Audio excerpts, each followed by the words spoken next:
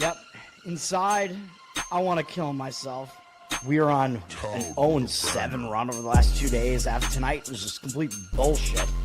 So that's how I'm going to start off this show. Horrible Sunday, 1-5. I don't even know what to tell you about that. I just don't want to do this anymore. I have never seen anything like this, man. With the slump continuing, 2 straight losses, not a good day at all. 0-4.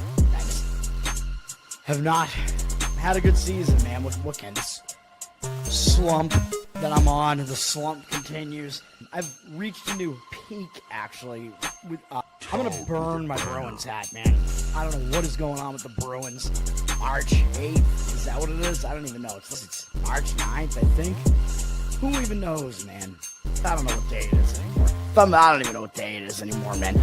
Back with you after the worst day that I could possibly have. Back with you, as I always am. Until I die, at least. 0-2 yesterday, and yesterday did not go well for me. 0-5.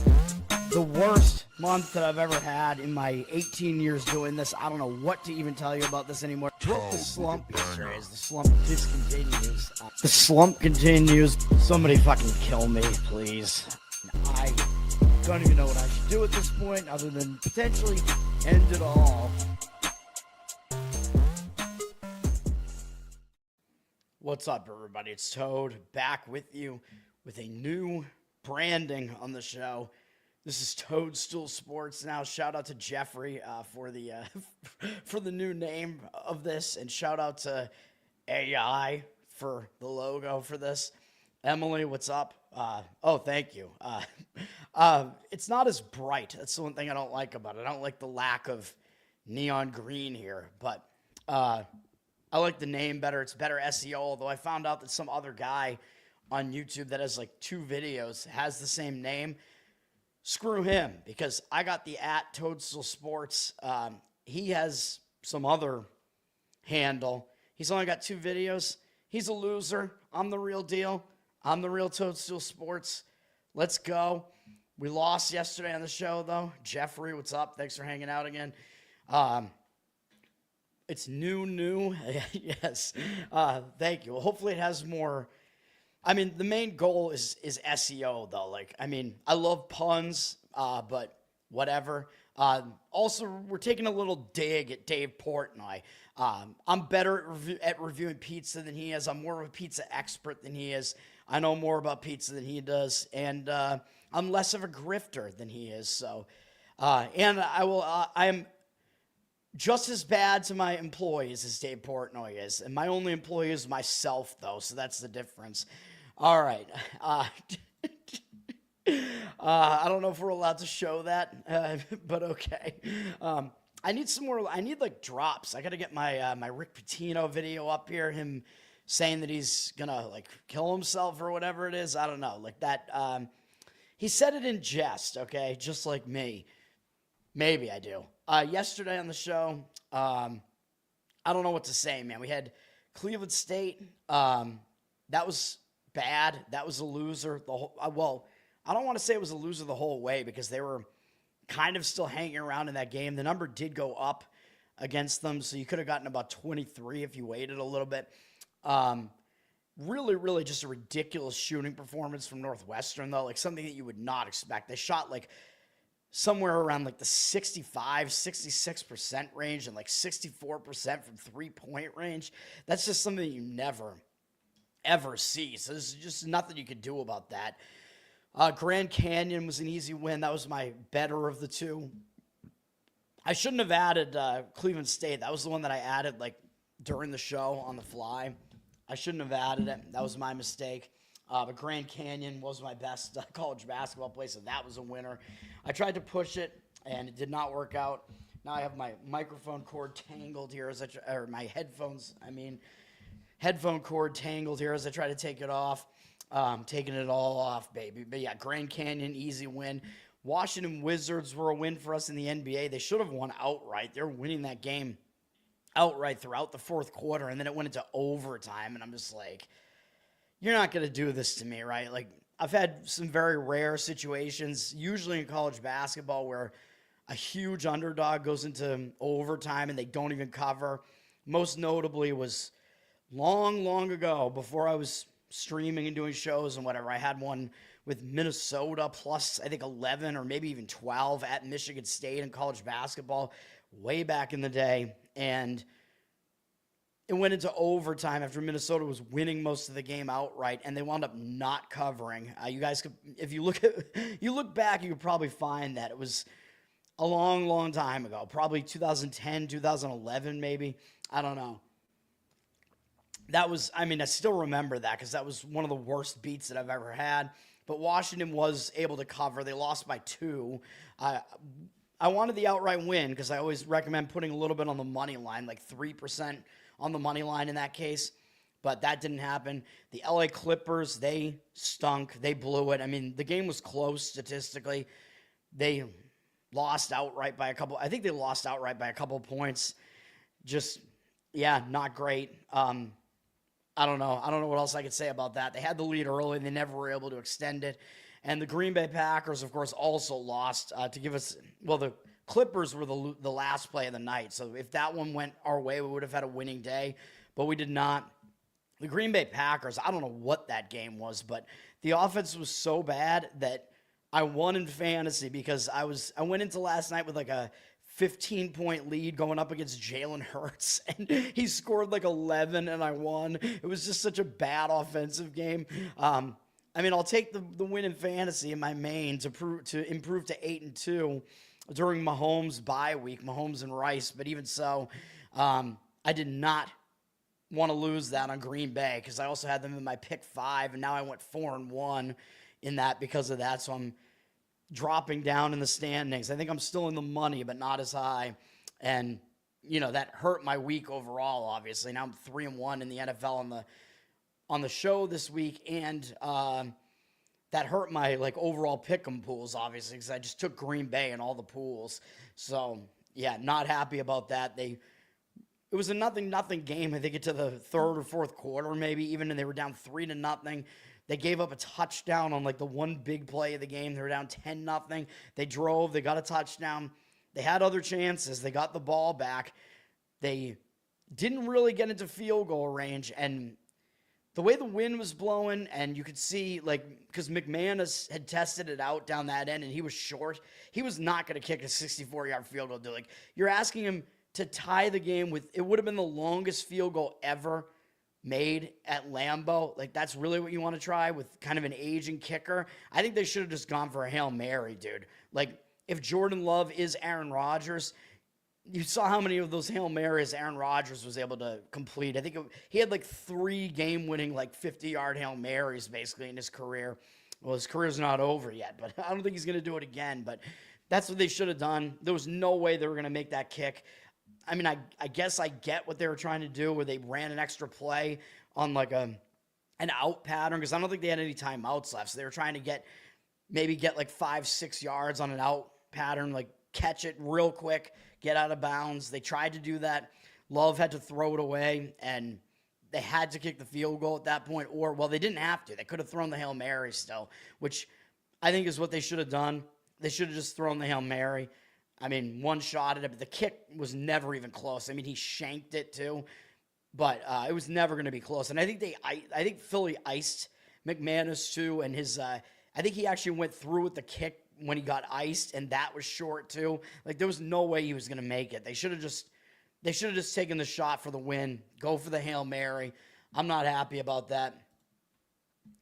No, I don't agree. The NFL is never easy. I mean, I somewhat liked the board this week and did pretty well with it, but I hate the board this week. I absolutely hate it. I don't have any strong opinions. I went through it and I looked. It's disgusting. I absolutely despise it. Like, I don't have one single player I'm like, I really want to be on this side. I hate it. Yes, correct. Wilkins played for the Supersonics. Yeah, I did not remember, so I was not able to correct you. I'm old enough to remember him, but I basically just associate him with the Hawks. Lenny Wilkins, R.I.P. He coached in Cleveland as well. I remember Mark Price. Mark Price was, if I remember correctly, he was the best free throw shooter in the history of the NBA. something like that. Very good free throw shooter. All right, let's get into today. We're going to have 2 college basketball plays, getting really selective on this giant college basketball slate, but I really don't like the slate here, and I'm going to try to get through it quick. And then, because obviously, as I usually say, I don't want this show to take that long. We have some NHL, some NBA, not huge on either. I have 1 NHL play. I'm really narrowing it down. I don't have anything in NBA, and I'm going to give out a college football play, which is why I have my Eastern Michigan Noah Kaniga gear on right now, because I'm going to give out a play in the MACtion. It'll be my first MACtion play. I don't know if it's my first MAC play of the entire season. Probably it is not, because I usually have like a few in there somewhere, but usually I'm going to have at least one somewhere in the primetime MAC slate, and I actually do like one of the games tonight, so I will do that. Okay, college basketball. Our favorite team, IU Indianapolis, is playing at 11 a.m., by the way, but it's actually on ESPN Plus, and they're playing IU Columbus, Division II. So if you want to see IU Indy with this up-tempo garbage that they're running, even though they've lost 2 games in a row now, you can go watch that, whatever. And then there's a 1 p.m. afternoon game that's isolated if you want to watch Iona at Kansas City, or just Kansas City, the Ruse. Because they are a ruse, because I don't think they're a real team. Iona is going to be a favorite in that game. I don't have a whole lot to say about that. The money looks like it's coming in on Iona for what it's worth, up from 3 to 4 with juice, 50% of tickets, 87% of the cash. I have nothing as far as the situation in that one. Long Island going to Air Force. To me, this spot does not look good for Long Island to me. I mean, they're coming off that win in that up-tempo game against IU Indy. They're now playing a 3rd road game in a row, but now they're having to go to Air Force, which is, where is that? Colorado Springs, maybe? Don't love that. Yeah, Colorado Springs. So they're going out into high elevation. It's a very, very strange road trip, playing another road game. And they do have James Madison next, which is somewhat of a bigger game because JMU has been a pretty solid team in the last few years. So, and then they got Fordham, which is a New York versus New York game there, and then Illinois after that. To me, this spot doesn't look good for Long Island. Do I really want to do I want to recommend putting money on Air Force? Not really. I mean, Air Force, they're just an awful team, but they're still looking for their first win. They are staying at home at least. I do think it sets up better for Air Force in this one. Long Island went up from a 1.5-point favorite to a 3.5-point favorite, and it's getting even higher. So if you do agree with Air Force, you're getting more money on that. But Ken Baum has Air Force just, I don't know where he has them, but really bad. Yeah, there they are, 312th in the country. One of the slowest paced teams as of right now, 346, where he has Long Island. Not great, though, at 282, and he's got them at a high tempo, 81. So Air Force does kind of have a tempo advantage, if you want to call it that, where the home team is usually the team that can control the tempo. The worst team usually has an easier time controlling the tempo if they're a slow-paced team because it's easier to slow it down. And this is a pretty low total, too, really low at 136.5. So that is sort of indicating that it looks like Air Force might be able to slow this thing down, which is also what you want as a home underdog. So I don't really want to talk myself into this play, but I would lean to Air Force in that game. UMBC, I kind of lean against them, too. They just played at Dayton as 25.5-point underdogs, and UMBC played a pretty solid game in this one, man. They shot really well from three-point range, which I think is the main reason why they were this close. 42.3% from three. A little bit of an outlier there, but they actually out-rebounded Dayton, so that's interesting. They lost the turnover battle and still came close. So not everything indicated that this was a total outlier for UMBC. How good are they this year? I still don't think they're that good, but I also think they're in a hangover spot now because they were really close with Dayton, dude. They were within 2 points still after they were winning the game in the second half. They lost the lead. They clawed their way back into it again, and they were down 2 in the final minute, basically. So I think they're going to be hung over coming off of this. I don't like the spot for them. They got to go to Morgan State. Morgan State, very bad team, though. So, I mean, I don't know if I would recommend putting money on this Morgan State team either, although they played respectably at Georgetown to start the season, which I think Morgan State if I'm not mistaken. I think they're also in D.C. Am I wrong about that? No, they're in Baltimore. My mistake. Close. I was close. All right. So they played pretty well against Georgetown, who is a D.C. team. They got a win against a Division II team, so give Morgan State a little bit of momentum there at least. This line has dropped a little bit from 4 to 3.5, kind of agreeing with me.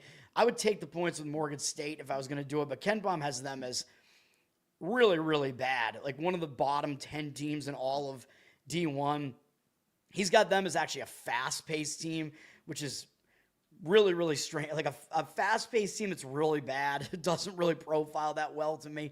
I mean, it's just kind of chaos for the most part. And then, and they just don't, they still aren't able to score that well.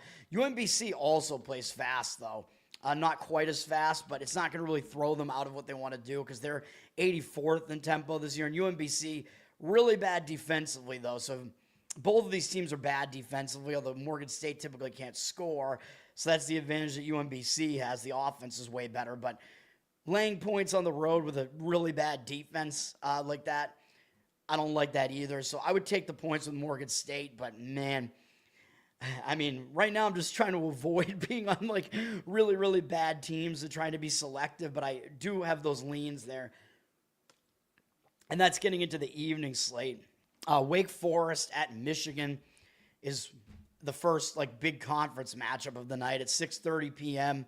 on Fox Sports 1, carrying some of these big, I think they carry Big Ten matchups typically. This is Big Ten versus ACC. Michigan is 6th in the country as far as the rankings are concerned. I like to double check it with Ken Baum, even though early on in the season, I mean, his rankings haven't really been totally fleshed out yet because we have less data. He's got Michigan 10th in the country, so telling you they're like slightly overrated right now, but they're still good. And I mean, against Wake Forest, it's like, what do you really want? I mean, I don't really see a situational angle for this either. I think both teams are actually undefeated right now. Michigan's only played one game, though, and they put up a ton of points against Oakland, 121 points against an in-state little brother. Oakland seemingly not very good defensively here. Michigan's going to be a big favorite. They're up from a 12.5-point favorite to a 16-point favorite. 89% of tickets, 97% of the cash. Money seemingly coming in on Michigan. I kind of thought the spread would actually be a little bit bigger than this, although it does seem to be climbing. Public is only going to be on Michigan, but it may not be the wrong side here. The money looks like it's kind of in alignment with that. I mean, this game is actually not at Michigan, though. This game is at Little Caesars Arena, Pizza. So this is actually a semi-home game for Michigan. They got a semi for this game. A semi-chub, because Wake Forest doesn't really get you that excited. But this game is at the Detroit Pistons Arena, where one of our winners happened last night, by the way, the Washington Wizards, who got a win for us in this arena last night. So it's a big NBA arena, so the sight lines can be different and whatever. It can kind of throw it off a little bit. So just to keep in mind, it's not a true home game for Michigan. If it was, they'd probably deserve to be a little bit of a bigger favorite than they are, but it's still semi-home for them. They'll get a big crowd. I mean, it's University of Michigan in Michigan, you know. They'll have a big home crowd there nonetheless. Ohio State is playing App State here. App State, not great right now. App State looks like they're taking some of the public tickets, 73% of the tickets, only 60% of the cash. Very strange. App State looks kind of like they're a public underdog right now. I don't understand that. You got to think that the public would only want to come in on Ohio State, although maybe they just don't trust Ohio State to win by margin here. Ohio State's been fine so far. I mean, they're 2-0. They're certainly the better team here. Yeah, they're laying a ton of points, though, up from 23.5 to 24. I mean, I don't think I would want to take the points with App State in that one, though. I will just say, Pinsy, what's up, man? Thanks for hanging out again. Thanks for finding me again, because I changed my branding. And StreamYard is doing something weird where it actually set up like a mobile stream too, but the mobile stream is like, I don't know, seemingly not actually happening. I got to fix that. Like, I don't know what it's doing. Maybe I should probably just only go with the landscape or whatever until they figure that out. Unless you guys could actually see it on mobile as a portrait view, but I don't even see why you would do that, right? Because if you're on mobile, you'll just flip your phone horizontally and watch it. again, landscape anyway, so I don't know. All right. Some of these bigger games, well, Penn State's playing Navy. I mean, I don't really see, again, I'm just pointing these games out. I don't really see much of an angle here, but I will say that Penn State did drop from a 13-point favorite to a 10-point favorite. So for a Big Ten team, that's not really a huge number, even though I think that is at Penn State's home arena. So Penn State kind of disrespected in the market. I think they were a little bit of an underrated team last year, although Ken Baum this year only has them as the 87th best team, so he doesn't really have them as that good of a team. He's got Navy almost 100 ranking spots lower, though. Duke is in action again at West Point, at Army. I mean, this is a mismatch again. Obviously, it's Duke. Duke is up from 30.5 to 32.5. Game with a somewhat low total at 150.5. I don't think I would want to lay that many points on the road. I mean, it's a situation where Duke probably just, I doubt that they really come in and like show everything that they're going to show later in the season, but they don't really have any big games upcoming until Kansas a week from now. So that'll be a big game. But until then, I kind of expect them to go through the motions to some extent. Army probably will show up, but they just went to St. Thomas, Minnesota. So they're coming back from Minnesota. That was a battle too. They actually battled St. Thomas. It was actually a pretty decent team, although I think they lost that game last night where I said it was going to be a pretty good game with St. Thomas there. Yeah, I mean, I wouldn't want to lay points with Duke, especially because Duke likes to slow the pace down typically, although this year I don't know if they've continued to do that, but they do have Shire still as their coach, so you assume they're a slow team. Yeah, Ken Baum has them 288th in tempo, so they're still a very slow team. Florida State is at Florida. Florida 10th in the country right now, and Ken Baum has them 6th, so he's got them in his rankings higher than what the rankings guys have them right now, because the rankings guys just overreact to everything. So they're overreacting to Florida, losing to Arizona, which I wouldn't overreact to that. I mean, it's your first game of the season, coming off winning the championship. There's a lot of new pieces for all these teams. So that first game, there's not a whole lot that you can really take away from it. Like, you can almost completely ignore it to some extent, other than the fact that it might set up a certain situation in the next game. Florida bounced back and just destroy North Florida in the next game.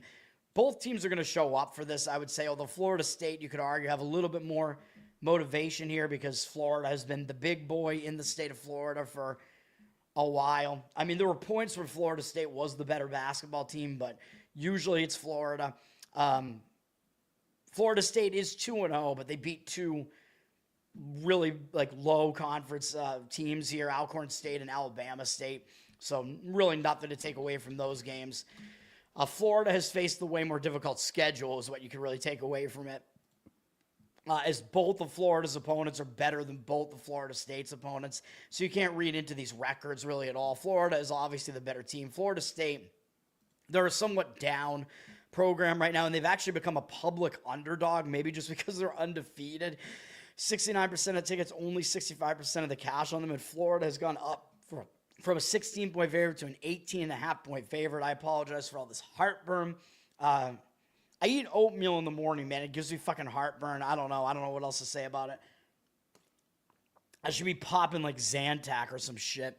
But yeah, the money is coming in Florida, it looks like, and Florida State is actually looking like a public underdog right now. So the money is saying Florida minus the points in that one. I won't really necessarily disagree with it either. North Carolina's back in action against Radford. North Carolina coming off a big win in a big primetime game. I think it was a primetime game against Kansas the other night. That's a big win for North Carolina. So they could be in a little bit of a letdown spot. They don't really have anything upcoming, really. North Carolina Central up next. I mean, yeah, they're a team in North Carolina, but I don't think North Carolina is really going to pay that much attention. It's a much bigger game for NC Central to try to do something as a little brother. But I do think North Carolina is in a potential letdown spot here. So I agree with this move towards Radford. North Carolina down from 21.5 to 19.5. I would agree with taking the points with Radford in this one if I was going to play it. I won't give it out as a play, but it does look like simply a letdown spot for North Carolina. That's not the only thing that I look for. Like, I try to find situations where kind of that they kind of line up for both teams and stuff like that. I mean, everything you do in handicapping, like you have to adapt like constantly. So I kind of adapt what I do. almost on the fly. So we'll see. Radford really hasn't played anybody great yet. They haven't been tested. I mean, we know North Carolina's the better team. They're also the more battle-tested team. They're on their way back up, too, as I think North Carolina's showing some improvement again. Ken Palm's got them at 23rd in the country. Does have them as a fast-paced team. He's got Radford at 150, which isn't too bad, but he does have Radford as a very slow-paced team at 329. So North Carolina is a tempo collision with them, and North Carolina, obviously the better team. If they're able to speed this thing up, and the money has come in towards the over in this game, that might throw Radford out of the style of game they try to want to play. Like, I think that North Carolina covering is correlated to the over in this one because they're the better team. They're the team that's laying a ton of points, and they need the game to be higher scoring to cover it, and they're the faster-paced team. So that is a little bit of a hesitation with me as far as looking towards taking the points with Radford, although I will still slightly lean that way. Norfolk State is at Old Dominion in this this Virginia matchup here. In-state matchup, not a divisional matchup. There are there are some divisions, I guess, in some of the conferences, but Old Dominion up from 6 to 7.5 here. They are the better team. Norfolk State's good for the conference that they're in. Money looks like it's coming in on ODU. I think Norfolk State does consider themselves to be like the littler brother, though, in the state of Virginia, so maybe they'll step it up for that reason. But I don't have a whole lot else in that one. By the way, I thought Colgate was in Pennsylvania. They're not. They're in New York. Drexel is going up there. Drexel is coming off one of their Philadelphia matchups against St. Joe's in Jeffrey's area there. Drexel took the loss, though, so I don't know how they're going to respond to that with a second straight road game. If they played St. Joe's closer, given that Drexel is kind of one of the little brothers in that city, I might be looking to fade Drexel in this one. Colgate, I think, is coming off kind of a bad game, though, so I wouldn't really disagree with laying the points with Colgate in that one. They're a 4-point favorite. Colgate, coming off a close call against Northeastern. They're 5.5-point favorites, and they almost lost the game to Northeastern, which this is a game I'm going to talk about in a little bit. Both teams actually shot really, really poorly in that game. Colgate lost the turnover battle. They won the rebounding battle, so they weren't really the worst team in the game necessarily, but I think the turnovers is really what kind of did them in.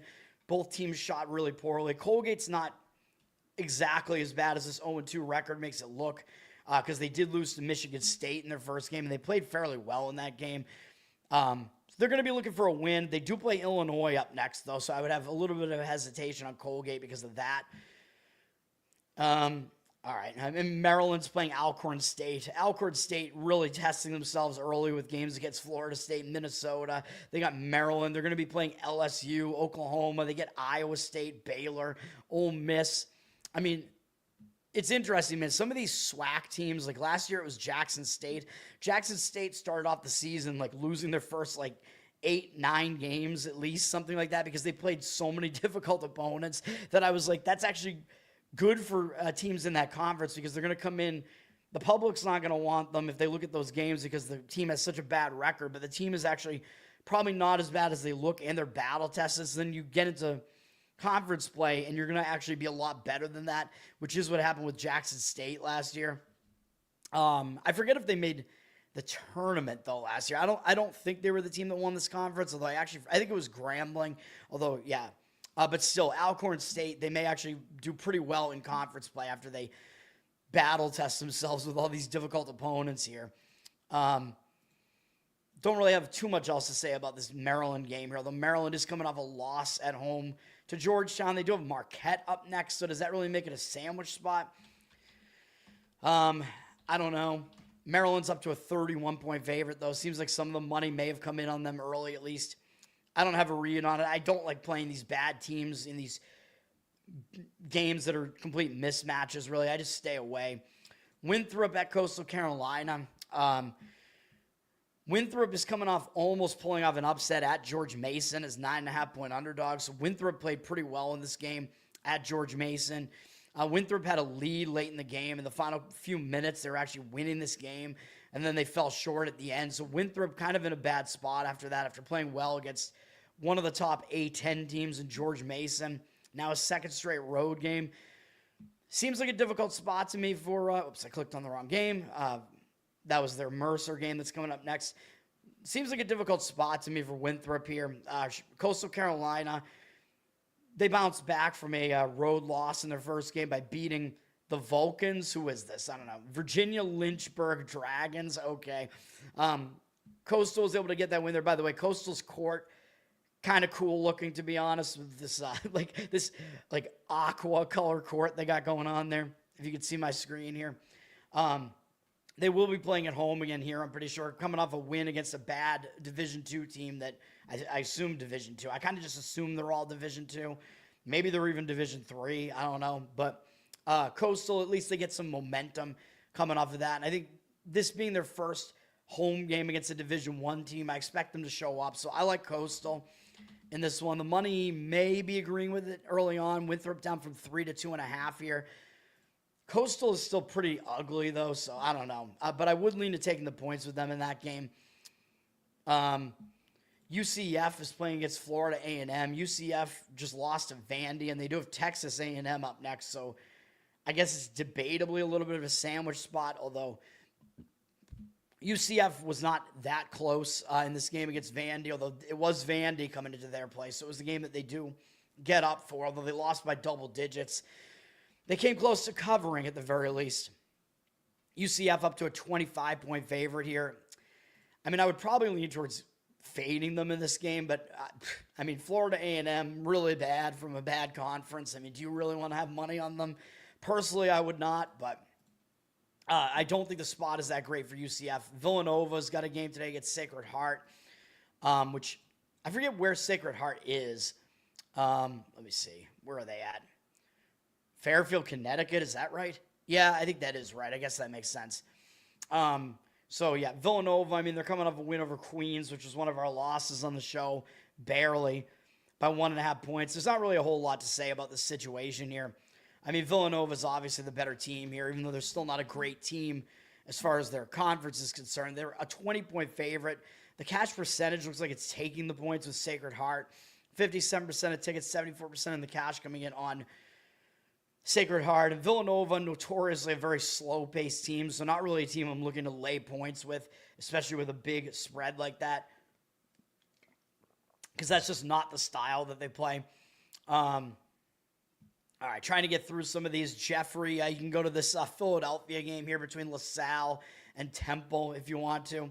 LaSalle off to a 2-0 start. But against Coppin State and Monmouth, I don't know, not a whole lot to take away from that. Temple has only played one game, though, against Delaware State. Temple is the better team. They do play BC next, an ACC team, so even though it's not a very good ACC team, I don't know if maybe they're going to be looking ahead to that. Temple is getting the money, though. They're up to a 7.5-point favorite, so if you do like Temple, you've missed out on some of the value here. These college basketball lines move quick. 83% of the tickets on LaSalle, 95% of the cash on Temple. So the money is agreeing with Temple on this one. But again, if you want to lay the points with Temple, I think you've kind of missed the boat. If you do want to have some action on Temple, I mean, I don't know, maybe it might make sense to kind of start looking towards, I don't know, maybe actually going with the LaSalle team total under because the total's not that high. Looks like the money's coming in the under, or moneyline parlay Temple with some other money line. Although you know me, I don't love doing those moneyline parlays. Wagner, I'm going to say Wagner's in a pretty bad spot here. They're playing a third straight road game, and yes, they're stepping down in class because they did face VCU and Seton Hall, and now they're facing Fordham, who is not as good as those two teams.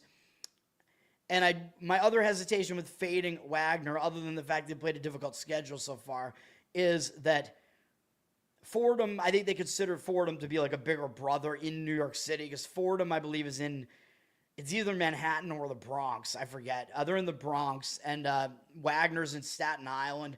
So I think they will get up for a game against Fordham, but Wagner could be in a little bit of a hangover spot because they did just play Seton Hall really close. They only lost by 7 as 21.5-point underdogs.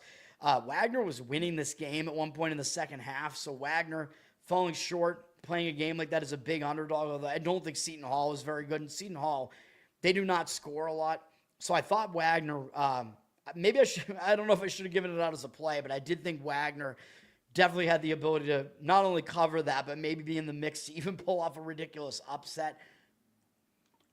which they came close to doing so. So I don't love Wagner in this spot. But again, my hesitation would be that they do get up for games against these other New York city schools because Wagner is kind of the little brother there. Fordham, not off to a good start. I mean, 1-1 with their only win being against some Division II team that looks like it's another Mount St. Mary's. Yeah, it's Mount St. Mary of New York. They lost to New Jersey Tech in their first game, or NJIT, whatever. So, yeah, I mean, Fordham, I don't think they're really going to not show up for this game either. So, Fordham is up from a 9.5-point favorite to a 12.5-point favorite. So, it looks like there has been some significant movement in agreement with me on that, though. So, I do agree still with laying the points with Fordham in that one, but there's less value on it doing so now. Butler is playing Chicago State. Butler just came off that ridiculous game against IU Indy, our favorite guys, IUPUI. Butler scored over 100 points against them because basically everybody's going to score a ton against that IU Indy team that speeds up the pace and they play no defense. Butler does have SMU, South Carolina, and Virginia all up next, so it is possible after scoring a ton, getting run up tempo, that they will, even though Butler, I think, likes to play fast too, they might overlook Chicago State, but Chicago State is really mismatched in this game too. They're not very good. The money is coming in against Butler, though, down from 28.5 to 27. I don't really disagree with taking the points for Chicago State, but it's not something that I'm really very emphatic about. William and Mary in Richmond is another I keep saying divisional when I mean Virginia. What am I doing, man? I'm just, brain farting all over the place. William and Mary does consider themselves to be a little brother, I think, in the state of Virginia. I mean, Richmond definitely has been a more successful program over the years. Richmond down from 10.5 to 10 here. I mean, Richmond was in the tournament not that long ago, and they pulled off an upset against Iowa, which I think I had Iowa in the Sweet 16 in my bracket that year, so that had some impact on my bracket. 96% of tickets, 98% of the cash on Richmond, but they are public, and the line looks to be moving against them a little bit. I don't really disagree with the William and Mary side. I mean, they're the little brother, so I expect them to show up. Stonehill, my guys from Easton, Mass, after having to deal with the fog situation. The fog rolls in, as I talked about, every year on November 6th, man. There's a ghostly fog on Stonehill's campus. I forget exactly what it is. It's something to do with some rich air in the area, or I think he was actually the husband of a rich heiress. Maybe he crashed his plane and died, I think, in a pond that's right near Stonehill, and fog comes off of it and rolls onto the campus, something like that. In addition to there being a haunted mansion on campus that I think was in that family as well. I forget exactly what the lore is there, but Stonehill is a haunted campus, and it's in the Bridgewater Triangle. But I love pointing that out because I'm not just sports, man. I do sports, I do true crime, I do supernatural stuff. I like all that. Cryptids, you know me. Cryptids, aliens, all that type of. I love it, man. The unsolved mysteries, whatever. Ghosts, I like it all. Yeah, a lot of layers to Toad. The Toad lore. Well, the actual Toad lore that I mentioned was Stonehill. I'm fairly familiar with their campus, even though I didn't go there. I know some people that did. One of my friends did go there. Shout out to Sean. I'm pretty sure. Am I losing my mind? I'm pretty sure he went there, but he and I actually, when we were in elementary school, we actually went instead of summer camp, we did an academic summer camp, college academy or whatever it was called at Stonehill, where it's like a summer camp. You got to pay for it. You go and you take classes basically, which I don't know if they're really I guess they're supposed to be considered to be college level classes, but you can take whatever classes you want, whatever you're interested in. It's a way to learn something and fill your time. So, we had fun with it. He and I, as I mentioned, did radio broadcasting, so we got to take that class, which was actually in the radio station, and you get to actually do radio broadcasts on the college radio station at the end of that class, which is fun. Saab, what's up, man? Thanks for hanging out. Yep, I want to win. I want to bounce back today. Haven't given out any of the plays yet. I'm just talking about a lot of this college basketball, which I considered doing it last night. I'm going to switch to doing night shows for these big college basketball slates when I don't know if they're usually Tuesday or Wednesday, I forget, but I'm going to figure it out and start doing it soon. Yes. That's one thing people don't know. People think I'm an idiot, but yeah, I was like valedictorian of my high school class. I had perfect math SATs. I'm more of a math guy, more of a like technical guy, which is also weird because I do like situational handicapping. Like I'm reading like the human element of the handicapping. And I played like poker a lot. So I'm actually not bad at like reading people, even though I'm an autist and I was mostly like a math and science guy, which, you know, I got into computers and software. So I don't know. And yes, I did take software classes as well at College Academy. Although did other things as well. Took a movie class as well where you could like, we did like movie critiques. And even though we were like 9, 10, 11 years old or whatever, we were watching all these rated R movies. Okay, class, we're going to watch Jaws today. Classic, by the way. We watched Face Off at one point too, which I actually hate that movie. John Woo with, you know, it's one of those classic movies that people just love to laugh at because it's almost in the territory that it's so bad that it's good, but I still think it's bad. But it's, you know, Nicolas Cage and John Travolta switch faces. Ridiculous movie. International break in soccer. I know you're into the soccer. I'm not at all. Dirty Sock. What's up, man? Thanks for hanging out. U.S. sports. That's the only thing I focus on is U.S. Well, and I guess the Canadian sports that seep into it. I don't do Canadian football, though I know guys that do well with it. 980 total. Remember, this is back in the day, by the way. Jeffrey and I are old, so now I think the SATs are based on like 2,400 now, but back when Jeffrey and I took them, they were based on 1,600. I think I did like a 1480, 1480, 1,500, something in that range, whatever it was. I had 800 on the math section, and then I did a perfect 800 again on the math SAT 2, because he had to take these, you know, the advanced SATs or whatever. Yeah, I mean, I was rolling through all the math stuff, man. That's what I was doing. Math, computers, science. Again, people think I'm an idiot, but I'm not.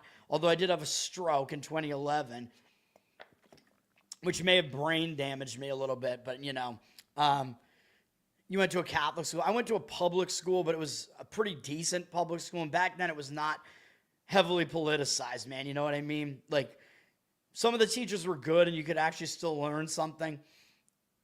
Thank you, sir. Appreciate, the feedback is appreciated on the new branding, good or bad. We'll see what people think about it. Jeffrey actually came up with the name for it. Shout out to Jeffrey. Although, as I pointed out at the very beginning, some guy actually has that name on YouTube, but I actually got the handle, the @Toadstool Sports. He's got some Toadstool Sports with some number at the end of it. He's only got 2 videos. Come on, guy.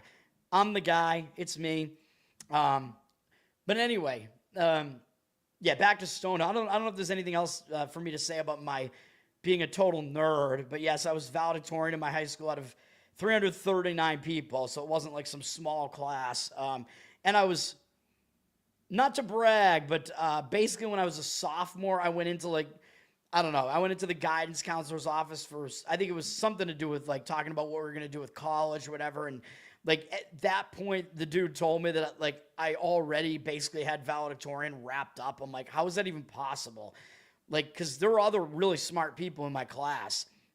So I don't know, man. Like the chick who was number 2, definitely very smart. And I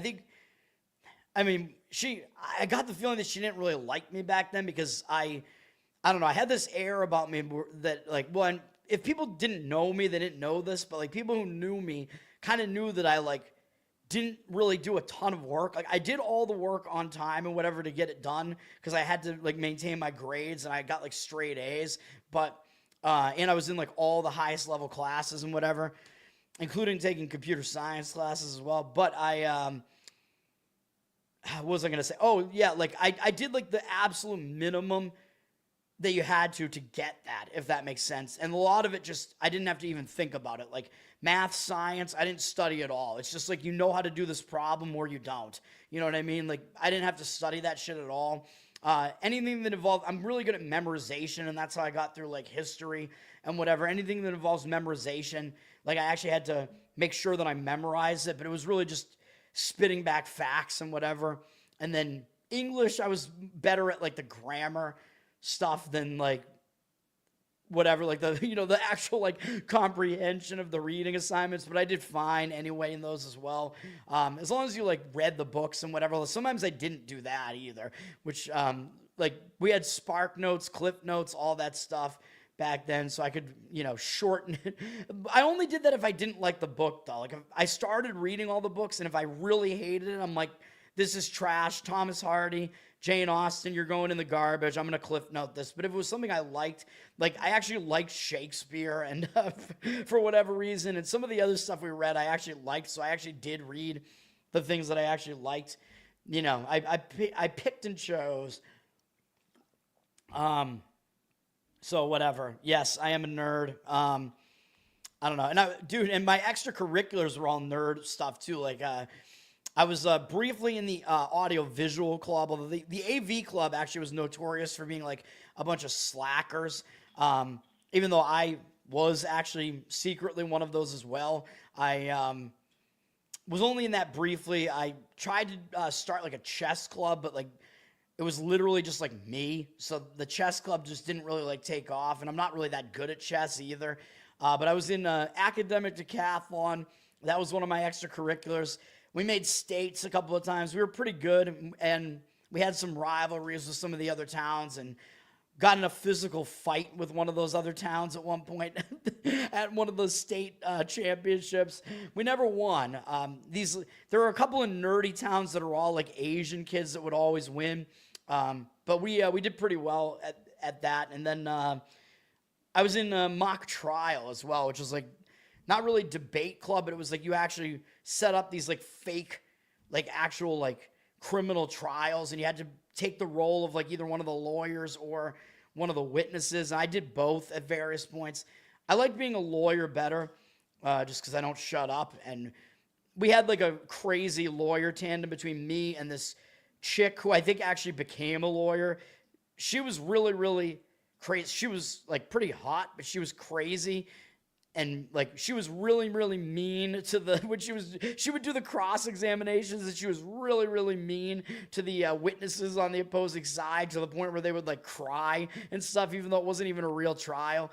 So we had that tandem with her and with myself and her.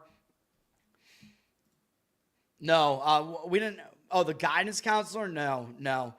I don't remember who the guidance counselor even was. We had a couple of different ones, I think, there. One of them, I think we had a woman at one point, and then there was a dude.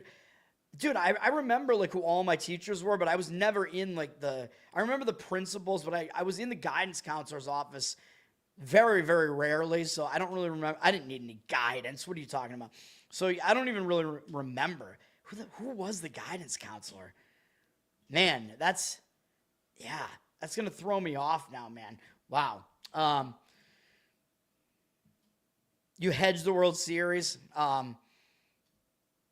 You won 3,000. So yeah, I mean, by hedging, you guaranteed yourself a win, right? Saab, glad you're still alive, bro. Because I was like, oh my God, Saab just lost that Blue Jays bet. But you got into a position where you could hedge and win anyway. Back to Stonehill here. They're at Rhode Island. Stonehill just was at DePaul, and they were 22.5-point underdogs, and they actually played pretty close in this game against DePaul, to the point where Stonehill was actually winning this game by 1 with 6 minutes left. So I think Stonehill's in kind of a bad spot here, man. Even though it is Rhode Island, it's another New England school that's better than they are, so they should maybe get up for it as kind of like a little brother situation, but they could be in a hangover coming off that game against DePaul, so I don't love it. I would somewhat lean to Rhode Island here. Rhode Island did just take a loss against Tulsa at home, and Rhode Island was a favorite in that game, so that's kind of a lackluster performance from Rhode Island. And Tulsa just shot ridiculously in the game. They shot 50% from 3. Rhode Island lost the turnover battle, so those are things that definitely should regressed to some extent, although I don't love that Rhode Island lost the rebound battle. This was in the Veterans Classic. Actually, this was not at home for Rhode Island. So this was actually in Annapolis, Maryland at, I'm assuming the Naval Academy hosted it or whatever. So that was a neutral site game, which Tulsa, I think, is actually more used to playing in that stadium. So I would lay the points with Rhode Island if I was going to do this. Although I think they did already play at home once against Stetson. But doesn't set up well to me for Stonehill. Rhode Island's already up from 14 to 15.5 here. It's tempting to actually do it, man. It's tempting to actually give out some of these extra plays here. They've really narrowed it down just for focus here. But, yeah, I would lean to Rhode Island. But, again, my hesitation is that Stonehill might still get up for a game against Rhode Island. Dayton and Cincinnati is going to be a big game, actually. It's 7 p.m. It's only on ESPN+. We don't have too many games left to get through here. I'm not going to talk about all the games either, but yeah. This is an Ohio matchup, obviously. Cincinnati is the better of these two teams right now, so Dayton might kind of have a little brother thing going on because they're in the A-10. Cincinnati's in the Big 12, so it's a bigger deal for Dayton. Dayton's also coming off almost getting caught by UMBC, as I mentioned. Dayton were huge favorites in this game of over 20 points, and UMBC just shot way better than them from three. I do worry that Dayton lost the rebound battle in this game, though. That's not a great sign, but Dayton coming off almost losing. You got to think maybe they were even looking ahead to the Cincinnati game, so I do expect them to play better in this game. Cincinnati didn't exactly play well in their last game against Georgia State either. They were almost 30-point favorites and only won by 10, but I think Dayton's was a bit more of an escape, and I think this game means a little bit more to Dayton, so I would take the points with Dayton, although right now they look like a public underdog right now, probably because, I don't know, just their name kind of rings with people because people know that they're like a decent basketball program, I guess, but 78% of tickets, only 73% of the cash on Dayton, but Cincinnati has dropped from a 7-point favorite to a 6-point favorite. Not a huge move, although 7 is key, and it looks like there are probably still 7s out there. My lean would be to take the points with Dayton, but I mean, I'm not going to touch that. Clemson's facing Morehead State. I'm just shouting out all the big conference teams that are playing today. Clemson down to a 29.5-point favorite from 30. The cash looks like it's coming in on Morehead right now, but we don't really see percentages that I think are really accurate right now. But money's seemingly fading Clemson right now. They do face Georgetown next, so they do have a bigger game up next, which may be a look ahead, but I don't think it's very strong there in that game. Central Connecticut is at Boston College. I mean, this is a bigger deal for Central Connecticut, getting to play one of the bigger boys in New England. BC coming off crushing Citadel, which I believe was BC's home opener. They're staying at home. They might overlook Central Connecticut. They do have Temple up next, which is a little bit of a bigger game. Boston College down from 19.5 to 17.5 here. They're not a great team or anything this year. Central Connecticut, we remember them being really good last year. They should have won their conference last year. This year, I don't think they're quite as good. They did just get wrecked by Quinnipiac, though, and I think Central Connecticut probably a little bit pissed about that. I mean, they were 9.5-point underdogs, and they lost by whatever that is, 21. So I think they're going to be a little bit angry about that. Central Connecticut has an awful, awful shooting game in that game. Sometimes that happens with them, seemingly. They don't have a very good offense, but maybe they were looking ahead to this game against BC, although I don't know, because Quinnipiac is really, they're like an in-state bigger brother to Central Connecticut. So I don't know what happened in that game, but I do lean towards taking the points of Central Connecticut in this one. Northeastern and Harvard. I'm going to give it a play on this one. We're going to lay the points with Harvard minus the 4.5, and I know this is an in-city little versus big brother situation, although, I mean, is it though? I mean, I don't know. I mean, which one of these teams does consider themselves? I guess Northeastern has to consider themselves the little brother because the Ivy is just considered to be a bit better than the Colonial or whatever it's called. Now, I'm going to continue to call it the Colonial. Changing that name is just woke bullshit. But even though Northeastern considers themselves to be the little brother, I don't think the situation sets up that well for them, and Harvard is the better team. Northeastern coming off an overtime loss to BU in another Boston game, and then they went to Colgate last game, and they lost the game, or excuse me, they won the game as an underdog. So Northeastern pulled off this underdog against Colgate. Both teams shot terribly, but Colgate lost the turnover battle. So I think that was part of the reason why this happened. Very, very few turnovers for Northeastern, 7, which I think is not really sustainable. I kind of expect them to make more mistakes this time. Colgate did still out-rebound them in the game, so debatably a little bit of a misleading result here. Pretty big win for Northeastern against Colgate, who's been like the best team in the Patriot League for many years at this point. They seem to always be the best team in that league, although I think a different team might have won it last year. But now Northeastern has to come back from New York, so they are traveling. Yeah, this will be a big game for them, but Harvard's 2-0 at home, and Harvard, they beat MIT in the first game, and that's not a big deal. MIT is a little brother to them, both in Cambridge. But then Harvard actually struggled with UNH in their last game, University of New Hampshire. Harvard was a 15.5-point underdog, and they could have lost this game. They were getting blown out of the building in this game. UNH was beating them by 18 at halftime. They were up 20 at one point late in the first half.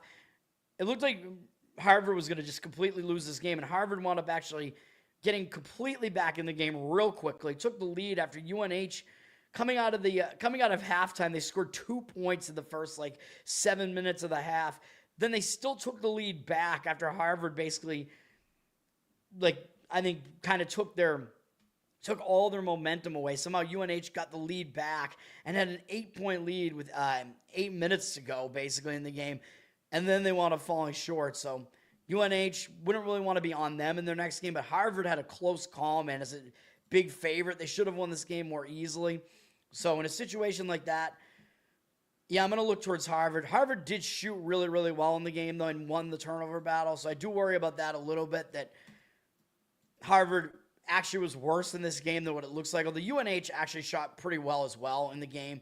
Both teams hit a lot of threes in the game, I think. So you could kind of make that argument for both sides there. But I'm just looking at the fact that Harvard almost lost that game in a game that they absolutely should not have lost.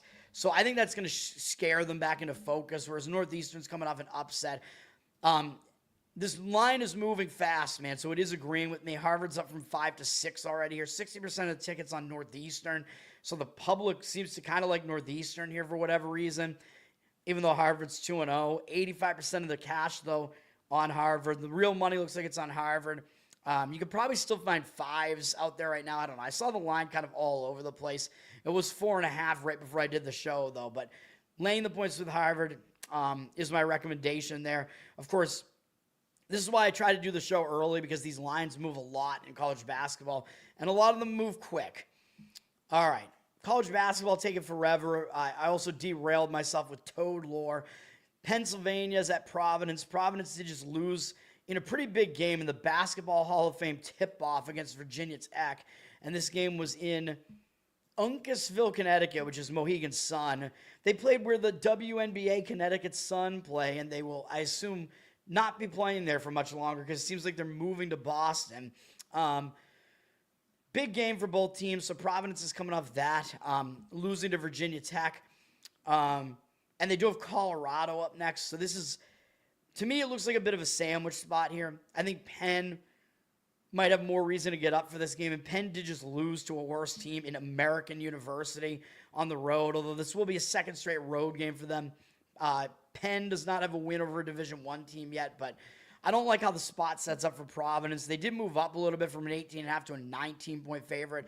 I would look to take the points, though, with Pennsylvania in that one. Yeah, as far as the rest of these games, Bucknell and Princeton is somewhat interesting. Like, I looked at this game, and I was like, that is interesting. Bucknell is 2-0 to start the season. Played Delaware and Mount St. Mary's. I mean, those are not terrific teams, even though I know Delaware won. I believe they won their conference last year. Am I right about that? Or maybe, was it 2 years ago or last? Or no, they came close to winning their conference last year. They almost pulled off the big upset, I think, and I think they fell short in the championship. Bucknell, I think, might have been the team that actually won the Patriot last year. I don't remember anything. I should remember, because I have bracketology autism, but I forget. But Bucknell is usually one of the top teams in the Patriot. They're 2-0. Princeton is 0-1 right now.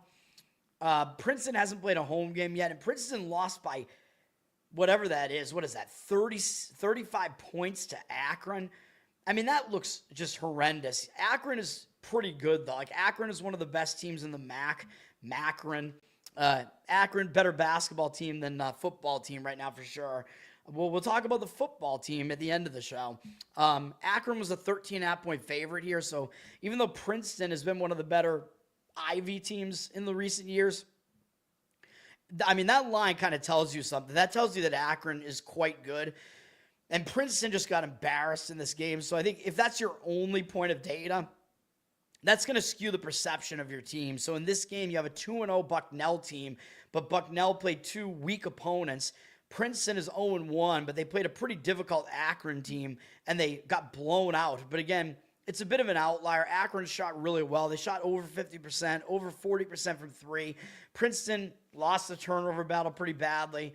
They shot 35.4% from the field. Princeton shooting terribly. Of course, Princeton has to get used to not having Xavier Lee anymore, who was their best player, basically, their best shooter. He transferred to Florida, so we got to see him in that Florida Arizona game there. Princeton, I mean, yeah, I guess they'll be a bit down this year, but this is still, I think, an outlier of a result here. It makes Princeton look worse than they actually are. Now, this is Princeton's home opener.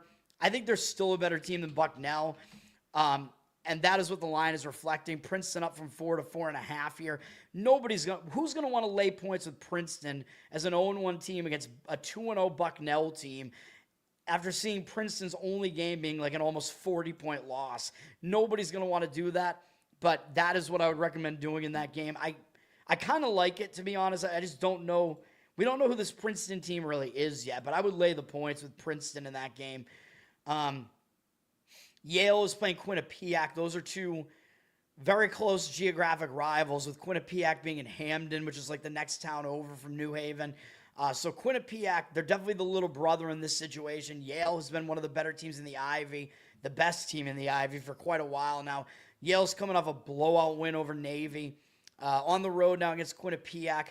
Quinnipiac just blew out Central Connecticut. Their only loss, Quinnipiac, was to St. John's, I think at Madison Square Garden. So you're not going to blame them for losing to a really good St. John's team. Yale is up from a 7-point favorite to a 7.5-point favorite. Don't know if Yale is going to be quite as good this year as they were in the past couple of seasons. I would take the points with Quinnipiac here. It looks like the money is agreeing with that. 62% of tickets, 99% of the cash on Quinnipiac. That is what I would do in that game if I was going to play it.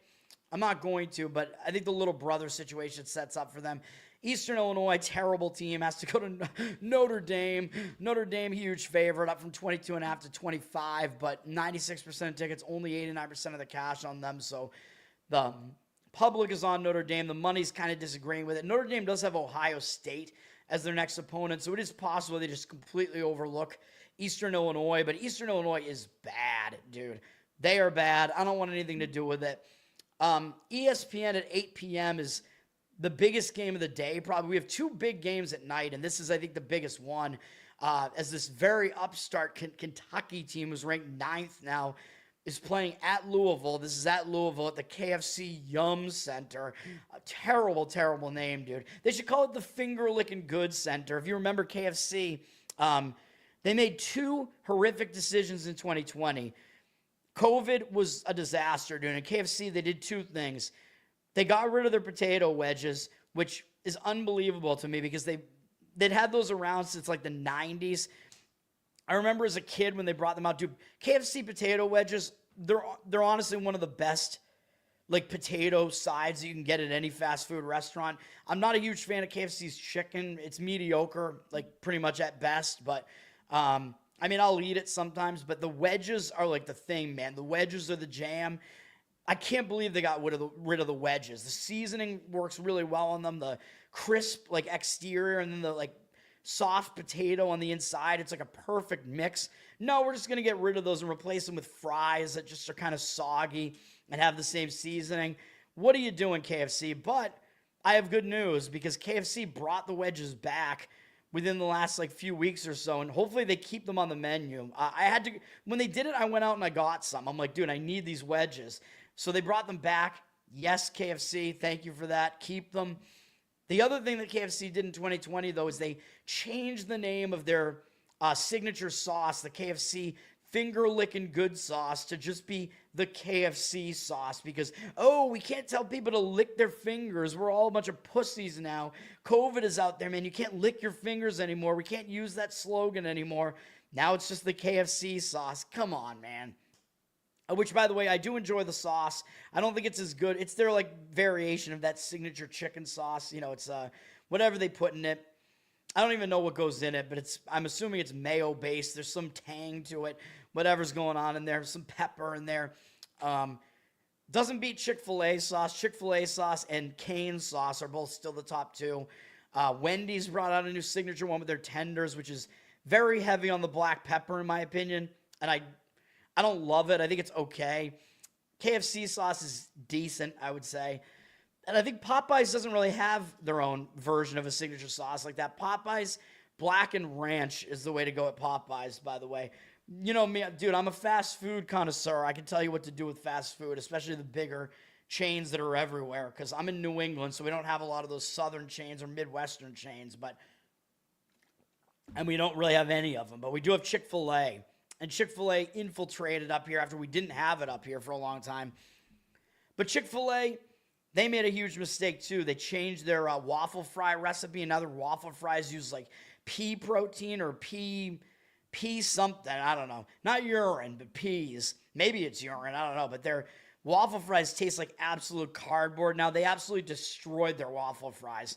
Unbelievable, because I actually kind of like Chick-fil-A's chicken. I like the spicy chicken sandwich. What can I tell you, man? I like some of their, beverages, too. Oh, yeah, we're talking about... What's up, Stacks? Yes, sir. Oh, yeah, I must have blocked it out. Yeah, the guidance counselor probably did that to me, yeah. KFC's in trouble because people don't like bone-in. They're closing Yum. Oh, yeah, Yum is the brand. You're right, Yum Brands. They're opening more Taco Bells. Dude, Taco Bell, I mean, they're still the dominant Mexican fast food because, dude, the thing that Taco Bell does well... Two things. It's very inexpensive still, and they do really, really good limited time items that are gimmicky, but they're actually good. Like the Baja Blast pie, I still have a little bit of it left, even though it wrecked my stomach because I ate too much of it. It's actually good. I would go out and get it before it's gone because they sell the whole pie, and that's all they're doing. It's $20, which is a little bit ridiculous, but it's for the novelty of it, but it actually is good. It's not just a novelty. It tastes kind of like a key lime. It's more like an artificial thing. Kind of tastes like Baja Blast. Trust me, though, it's not bad. And at the same time, they still have the grilled cheese flamin' hot burrito. That's actually a legit item, too. The grilled cheese burrito, when they had it before, was good. It's one of their better items. There's no doubt about it. They cook cheese, on the exterior of it, and it's filled with, beef and sour cream and... the Flamin' Hot one has Flamin' Hot Fritos in it and Flamin' Hot Rice, I think, something like that. And extra cheese sauce. It's good, dude. For at least as far as Taco Bell is concerned. Yeah, the ground beef is fake. It has horse meat in it, but whatever. I still like it. I don't care. That's what Taco Bell does well. They dominate the fast food Mexican arena for that reason. KFC is losing to Chick-fil-A and Popeyes, though. So... But yeah, we're going on too many tangents here. I want to finish this video, man. Kentucky and Louisville, this is a good game. Louisville's ranked 12th in the country. And KFC, I still like their chicken strips, by the way, that you're talking about boneless. Their strips are fine. They got the sandwiches. Those are all right. Not as good as Popeyes or Chick-fil-A, though. So that's kind of the detracting factor. But the wedges make them a little bit competitive again, man. KFC's wedges... They're way better than Chick-fil-A's absolutely destroyed waffle fries because the waffle fries used to be good, not anymore. And Popeye's fries are just mediocre. So KFC actually wins that potato battle with the wedges right now, in my opinion, even though they lose the chicken battle. All right, this game's going to be good, though. And by the way, Ken Baum has Kentucky as the #1 team in the country now based on his analytics. I don't know if it's going to stay that way, but Kentucky, we're used to them being fast-paced, which they still are, but we're used to them being really good offensively and no defense. And as of now, their defensive rating is really high. But again, these numbers could shift around a lot. He does have Louisville as the worst defensive team, but the better offensive team. Very good offensively and even faster than Kentucky. Louisville looks like they might be shaping up to be one of those stereotypical, heavily offensive teams that isn't as great defensively, which I don't love that profile, but he has them as 12th in the country, so right where the market is. Louisville in this game, though, is up from 3 to 6 already. The money is heavily coming in on Louisville. If you want Louisville, you got to get it before it hits 7, which is the key number. At this number, though, even at 6, I think it's a little bit much, although I still would lean to the Louisville side here. 57% of tickets, 92% of the cash on Louisville here. I think just the general consensus, I think, in this game as well. Kentucky's an SEC team. They're better than the ACC, which I don't disagree with. Kentucky is the higher-ranked team, but this is the same thing that you look for in football, man. You look for in basketball. You have the lower-ranked team being favored. They're favored for a reason, man. So the odds makers are telling you they actually think Louisville has a nice home court advantage here, and the odds makers are actually telling you with the market shifting that much, it's actually telling you Louisville's the somewhat better team, although KenPom is disagreeing with that right now. But again, KenPom, his early numbers are not like fully fleshed out yet, so you can't put that much weight into them. The market is telling me something, though, telling me that the Louisville side looks correct in this game. I'm not going to make it a play, though, and I don't think I would want to lay that many points with Louisville, but I don't disagree with the side just generally. I like those the lower-ranked teams being favored. I mean, it's one of those odds maker versus rankings maker mismatches. Arkansas is facing Central Arkansas, and yeah, I know. Central Arkansas, little brother, but Arkansas is up to 35.5. This is a total mismatch. Arkansas is coming off a big game against Michigan State, though, that they lost, so could be a little bit of a hangover. They just played a close game against a really good Michigan State team, which I leaned to Michigan State in that game, and I think they may have won and covered. I don't remember, but could be a little bit of a hangover, so I'll slightly lean to Central Arkansas on that one, but I don't love taking points with underdogs that are totally mismatched. Wofford is at number 22, Auburn here. Auburn does have Houston up next, which could be a pretty big look-ahead spot.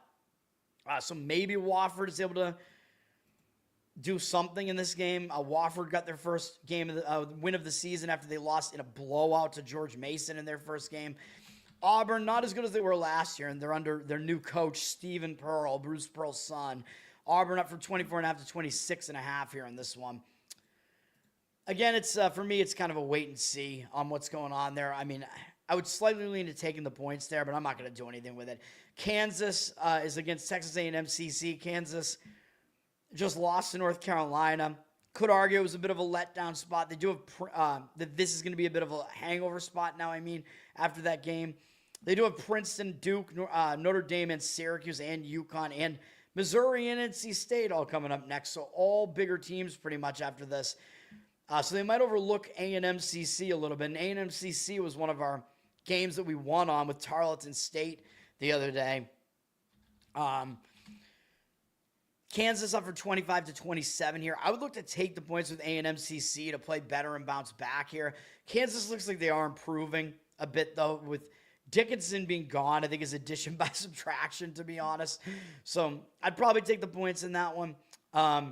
Merrimack at Tarleton State. Tarleton State got that nice win for us, breaking their loss streak. They faced a difficult schedule so far, but now that they won that Texas battle against A&M CC for us, they got this bad Merrimack team, and then they have Baylor up in a few days. So it could be a pretty big look ahead for Tarleton against Baylor. Merrimack hasn't won a game yet. Yes, they are bad. They did face two teams that are not bad, though. South Dakota State. Different from San Diego. San Diego State's better than South Dakota State, but South Dakota State, and then Auburn, which that was a winner for us on the show with Auburn, blowing out Merrimack.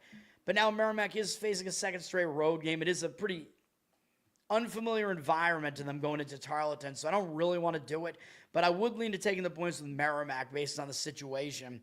Tarleton down from 5.5 to 5 to 4.5 here. Money seemed to have come in a little bit on Merrimack there, but I don't think I could do it in an unfamiliar environment. Rice against Stephen F. Austin. I would look to fade Rice, although Rice actually looks like they're an improving team now. They just took Oregon basically to the wire. That was a loss on the show for me. Not great, but now that Rice had to go out to the Pacific Coast, they took Oregon to the limit, a Big Ten team in Oregon, and now they're coming back home. I mean, Stephen F. Austin is still kind of a big deal because they're considered a bigger program in the state of Texas, so Rice still might get up for it, but they could be hung over coming off that big game against Oregon. For Stephen F. Austin, they're 2-0, but they haven't really faced anybody of note yet, although Arkansas State's not a terrible Sun Belt team, and they did win against them by a pretty big margin. So I would lean to Stephen F. Austin, though I think the spot's not good for Rice. The market is agreeing with this. Rice down from 4 to 3. 93% of tickets, 68% of the cash on Rice. I would take the points with Stephen F. Austin in that one. I don't love... the one thing I don't love is that Rice might still get up for facing Stephen F. Austin. Oklahoma's facing Arkansas Pine Bluff. Oklahoma just had to go out to Gonzaga and took a loss in that game, and they do have Nebraska up next. Could be a little bit sandwichy for Oklahoma there, but do you really want anything to do with Pine Bluff? Probably not. Oklahoma's up at a 35.5 here. Arkansas Pine Bluff, one of the worst teams in all of Division I, though. So not really a team I'm ever going to want to have money on. They're literally, in Ken Baum's rankings, the second worst team, only to Mississippi Valley State, who's like always the worst. Those two teams seem to always be the worst. It's like, get your shit together, man. Buffalo at DePaul. DePaul had that close call against Stonehill, so they might bounce back from that. But they do have a look ahead to Northwestern next. That's going to be a big game for DePaul against one of the bigger brothers in like the Chicago area. So I see arguments for and against DePaul here. Money has come in on DePaul early, up from 17 to 18.5. 64% of tickets, 79% of the cash on them. I don't disagree with DePaul just because I think after that Stonehill game, I do think that will focus them. Buffalo hasn't really showed much of anything so far, and it'll be their first road game of the season, which is always kind of a difficult spot, so probably lean to DePaul there. Nebraska's playing the awful Maryland Eastern Shore. Nebraska up to a 36.5-point favorite here or whatever. They do have a bigger game up next, though, against OU, Oklahoma, and then New Mexico, so possibly they just don't care and they overlook Maryland Eastern Shore. SMU's got Murray State. Don't really have anything to say about this other than SMU does have maybe a potential look ahead to Butler up next. And they're coming off beating one of the lower Texas teams as well. Money is coming in on Murray State, actually. SMU down from 12.5 to 10.5. 62% of tickets, 78% of the cash on Murray State. So I'm being really selective here, man, because I do have a lot of opinions here. And my last play is actually going to be on this big game between Texas Tech and Illinois here. Hopefully I can get this show done here, man. Number 11, Texas Tech at number 14, Illinois. I know this is a huge college basketball board today. This is on Fox Sports 1 at 8:30 p.m. Eastern. Texas Tech, I think, is kind of riding that wave from the last couple of years where Texas Tech was really, really good, but they lost some of their best players, including McMillan. Yes, they are still good, but how good are they really? I don't know. In Illinois, they've been a team that I don't love over the last couple of years because they're always kind of like fast-paced. They just didn't play very well defensively. They seem to just kind of fall apart. But Ken Baum, if you look at what he's got going on this year, he's got Illinois as the third best team in the country at this point. Rankings-wise, they play super fast at 31st in tempo. Second offensively, although, again, you got to take these rankings with a grain of salt early on because we don't have enough data yet.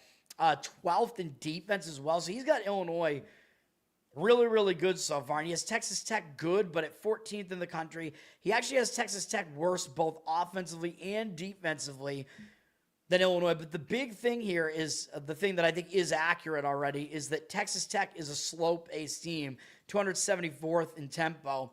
That is in line with the way that they've been the last few years. They do play slow. And like I always say, the team that is at home can usually control the pace, and Illinois is way faster. So I think if Illinois is able to control the pace here, that is going to throw Texas Tech off of their game and off of what they want to do here. And again, I think people think Texas Tech is kind of the better team here based on what they've done, the last couple of seasons and whatever. Although Illinois made a nice run in the tournament 2 years ago. 53% of tickets, 55% of the cash on Texas Tech, though, right now. Illinois did drop a little bit from 4.5 to 4.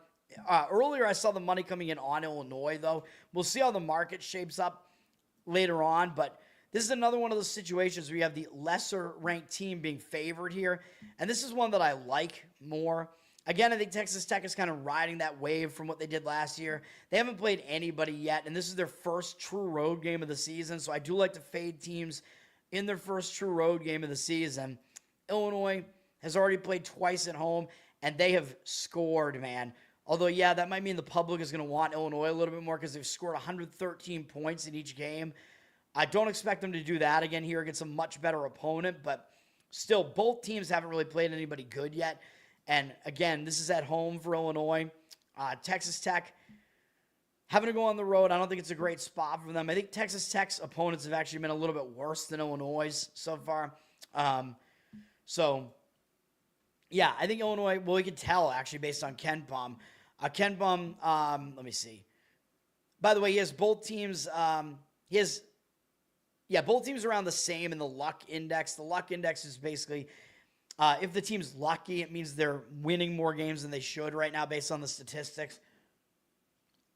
So I do like to use that sometimes as the season goes on, but right now there's no real disparity between those two teams. Strength of schedule, though, the overall strength of schedule, which I believe is the this strength of schedule net rating column. Although I haven't zoomed in on this, but he's got both of these teams very weak, but Texas Tech's even weaker at 311th in the country. So I think my assessment was correct about that. But yeah, whatever. Illinois minus the points in this one will be the play there. Sorry, I forgot to put it up on the board. Illinois minus 4. So those are my two college basketball plays there. Thought it was going to be a fade of the public, which maybe it still will be. Thank you, Nate. What's up, man? Let's see.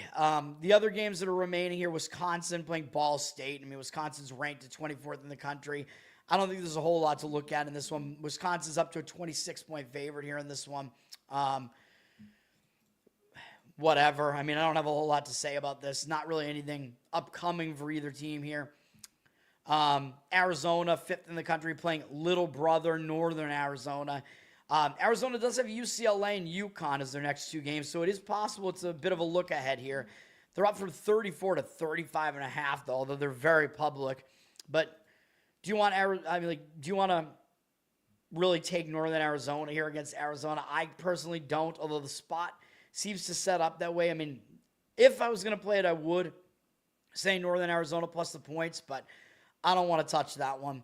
Delaware at BYU. BYU, very difficult to beat at home, although now they have UConn and Wisconsin coming up after this, so it could be a little bit of a look ahead. Delaware, though, I think it's going to be difficult having to go into high elevation, something they're not used to. It doesn't look like a great spot for them necessarily. Delaware is coming off losing to Wilmington, Delaware, though, so that is one thing I did point out, that Delaware might be a way to look after that, because that's an embarrassing loss that everybody was talking about. Wilmington, Delaware, in-state little brother in Division II, I think, beat Delaware. If you look at what happened in this game, Delaware was terrible shooting, especially three-point range, 12.5%. They won the rebound battle, so they won the most predictive stat, but they lost the turnover battle 16-7. That shouldn't happen again. So I was thinking, I would look towards Delaware to bounce back from that. It's a nice bounce-back spot for them after an embarrassing loss, but they're playing at BYU, so I don't think I could do it. BYU's up to a 36-point favorite, although 92% of the tickets on them, 77% of the cash coming back in on Delaware. So the money is agreeing with Delaware. It's just not something that I'm going to want to get involved in at all. But, I can see arguments for and against Delaware in that one. Memphis is at Ole Miss. This is an interesting matchup. Memphis started off the season playing a pretty decent San Francisco team, beat them by 6. It's a pretty decent win there. Ole Miss is still the better team, although they haven't been tested yet. They've beaten pretty much 2 cupcakes so far, although they are still playing at home. You know me, I don't love Memphis. I don't like Penny Hardaway as a coach. Ole Miss is up from 8.5 to 10 here. Ole Miss, I assume, is still under Chris Beard there. I think is still their coach. 69% of tickets, 93% of the cash coming in on Ole Miss. So the money's coming in on the Ole Miss side here. I don't disagree with it. They just haven't really been tested yet. It is going to be the first true road game for Memphis so far, though. So, I won't disagree with the market in that one. Virginia is facing, I believe, an in-state little brother in Hampton, but Virginia is going to be a huge favorite here. Up from 22.5 to 23.5. At least if you're fading Virginia, the one good thing is that they tend to play slow and not score a lot. And then ESPN has another game at 10 p.m. between number 23 Creighton and number 19 Gonzaga, but the rankings makers make this look like a close matchup, but the odds makers are kind of saying otherwise, as Gonzaga's up from 10 to 11.5 here, although public on Creighton a bit, 71% of tickets. Money seemingly coming back in on Creighton at 83% of the cash, but I would lay it with Gonzaga here, man, because the public's going to look at this and say, wait a minute, how is the 19th ranked team a double-digit favorite against the 23rd ranked team, and think that this should be a close matchup and it makes sense to take the points? I would actually lay it, though, because Ken Baum is actually telling you Gonzaga's a bit underrated right now, as he has them as the 8th best team in the country. And they play fast, and Creighton is down at 45th in the country, according to Ken Baum. Very bad defensively so far, which is kind of unlike them, I think, at 87th. I mean, that's not very bad in the grand scheme of things, but it's not good for a team that's supposed to be ranked like Creighton. And they're 213th tempo-wise, so Gonzaga's going to try to speed them up and throw them out of their element, and I think they might be able to do that at home as the better team. Creighton having to play out in the Pacific time zone, not exactly a spot that they're familiar with, and it's their first true road game as well. So I would lay it with Gonzaga on that one if I was going to do it. All right, that's the college basketball breakdown. Hopefully I get the two games correct there. Let's go to NHL. Decent-sized NHL card here, or board, but I only have one play. Maple Leafs are at my Boston Bruins here. Bruins on a nice run right now, man. The Bruins have won 6 games in a row now, but they did just beat Toronto on the road, so it is one of those quick kind of revenge spots for Toronto coming back home. Or no, Boston is coming back home, excuse me. They've had a couple of days off, so it is a little bit of a road revenge angle where Toronto lost at home to Boston. They might step it up to play Boston here, but there is a little bit of a wrench in the situation here, which I'll show you in a minute. If you look at this game, the Bruins did outshoot and outface off Toronto, although Toronto had more hits. They were a little bit more physical, which usually is not the case against the Bruins. So it does look like a spot where maybe you want to look towards Toronto in the road revenge angle. The problem I have with that is that Toronto played another game in between the two on Sunday, and it was against Carolina, and Toronto played them pretty close and only lost 5-4. So you could argue they're in a bit of a hangover spot coming off that game. Big game against Carolina. They should still be focused to try to beat the Boston team and just beat them at home. But there's situations that I see going towards either team here, so I can't get involved in it. Toronto will have Stolarz back in net. I assume they use Hildeby in their last game, whoever that is. So I think it will be both teams' best goaltenders in this one. It should be Swayman again, I think, as he played the Bruins last game. Didn't play the game before that. The money is seemingly coming in at Toronto, and this is one of those misleading lines where the Bruins are 10-7. They've been good at home, though, 7-3 at home. Maple Leafs are only 1-3 on the road, so that is something to be aware of, that the Bruins have been good at home. Maple Leafs not good on the road. Maple Leafs only 8-7-1, though. But then you look at the line, and the Maple Leafs are favored. So that tells you something. The odds makers are actually favoring the team that has the worst record right now. So odds makers are still telling you not to buy that the Bruins are what they look like they are right now. Still telling you they're not that great of a team, and that Toronto's the better team. Unfortunately for me, Toronto laying minus 135 price here. 63% of tickets, 78% of the cash coming in on Toronto. I'll still slightly lean that way to Toronto, but I do worry a lot about that Carolina game being in the middle there. LA Kings are at Montreal. LA just came off that win that was one of our winners in what hasn't been great hockey for us recently, but we got the win on that one in regulation with the Kings against Pittsburgh in what I thought was a good spot to take the Kings, a bad spot for Pittsburgh. Kings got it done. Now they're going up to Montreal, maybe a little bit more of a difficult spot here, although they should get up for it because Montreal has been pretty good so far, 10-3-2. Montreal did get a pretty big win over Utah. Now they've had a couple of days off. They do have Dallas up next, so given that LA hasn't been that great this year, it is possible that Montreal maybe overlooks the Kings a little bit here beating Utah, who has a better record, and that was coming off a bunch of overtime games. That was a loss for me on the show, by the way, with Utah. It wasn't as good as it looked for Montreal, really, if you look at the stats in this game. Utah outshot them. The hits were close. The faceoffs were 50-50. The final score was a little bit misleading, in my opinion. The game was 4-2 late in the game. I mean, I don't know. I don't know what else to say about it. Utah was leading the game earlier in the game. I don't know if Montembeau's going to be back in net or not here. You know, he's the guy that I've liked fading because they haven't really been that good with him in net, although the last 2 times I tried to fade him, I gave out 2 losses. So those are like his only 2 losses since early, or those are his only 2 wins, I think, since earlier in the season. Montreal is really good at home, though, 5-1-1 at home, but the Kings are really good on the road, 6-1-2 on the road, so something's got to give in that one. Money is saying Montreal, but I actually slightly disagree with that. The Kings have 60% of the tickets, which that makes no sense to me. I don't think that the ticket percentage would actually be on the team with the worst record on the road. A game with a short line like this, that doesn't make sense. 56% of the cash on Montreal for now, but the odds makers are telling you, because they're giving Montreal less than home ice here, they're actually telling you that LA is actually the slightly better team. So I would take some note as far as that's concerned. Lead to LA slightly for me in that one. Dallas is playing at Ottawa.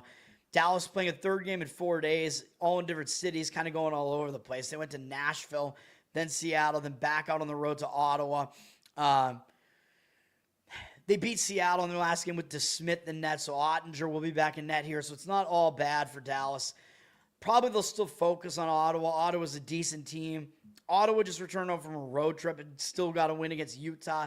They're playing a 3rd game in 4 days as well, but they're staying at home, and they're probably going to get up for Dallas because it is Dallas. That's a big opponent. The money has indicated on Ottawa, flipping them from +106 to -117, though. 66% of the cash on Ottawa, 76% of tickets on Dallas. So Dallas is a bit public here. Ottawa seems to be getting the money. I'm not going to disagree with Ottawa in that one. I'll probably lean slightly that way. So those are my thoughts on that. Washington and Carolina, let's just give it out now. This is my play. We're going to take the Washington Capitals here, and I'm going to recommend a split bet to make your own +1 puck line. So, again, it's a little bit more risk-averse. If they lose by 1, it'll be a push. So, obviously, you want them to win. If you want to just take them on the +140 money line, you could do that too. Because I think they have a decent shot to win this game. But this shaped up a little bit better. You can actually put, I think, a little bit of the majority on it, like maybe somewhere in the ballpark of about 57, 58% of it on the +1.5 puck line here at -175, and the rest of it on the +140 money line, and you make your own +1 puck line. I've showed you guys how to do that with that calculator. There are calculators out there. You can figure it out. And doing that, it comes out to about a -104, I think, price to do it, something like that. So actually, I think I still have it up. -109, actually. So it gets you right in line with like an actual like pick'em price bet there. So I like that. So we're going to do that with Washington here. But the situational handicap, we'll talk about it in a minute. The money looks like it's agreeing with Washington. We're fading Carolina, which I know is a little bit dangerous because Carolina is one of the best teams in the league. Carolina down from -165 to -158. 85% of the tickets on them, though. Only 75% of the cash. So the money seems to be fading Carolina here as well. So the money's in agreement with us on Washington here. As far as Washington's concerned, they're on a little bit of a losing streak, and they're only 7-7-1. I think they're a little bit better than this record makes them look right now. They've lost a bunch of games recently, man. They've lost 6 of 7, so nobody's really going to want them right now, and it's been against some somewhat not great teams either in that mix there. They've lost their last 2, both on the road, but I think they're trying to get a win on this road trip, man, and you know they're going to step it up for a game against Carolina. Carolina being one of the better teams in all of hockey, like I said. I think you're going to get focus out of them. I don't know which one of their goalies they're going to use, although they've kind of alternated between Thompson and Lindgren. I don't think there's really a huge upgrade or downgrade between the two. Yeah, I know Carolina's been excellent. They're 11-4. They've won 4 games in a row, but those haven't been against particularly great teams either. Their best win was their last one on the road against Toronto. Yeah, that was with Bussy in net for Carolina, but Carolina has no goaltender continuity here. I mean, Anderson is their best goalie, but he's kind of old now, and they've been alternating between him, Kochetkov, and Bussy. So, which I love that name. It might be Bussy, but I like calling it Bussy. Slip it right into the Bussy, man. Right through the 5-hole. Bussy's 5-hole. The 5-hussy.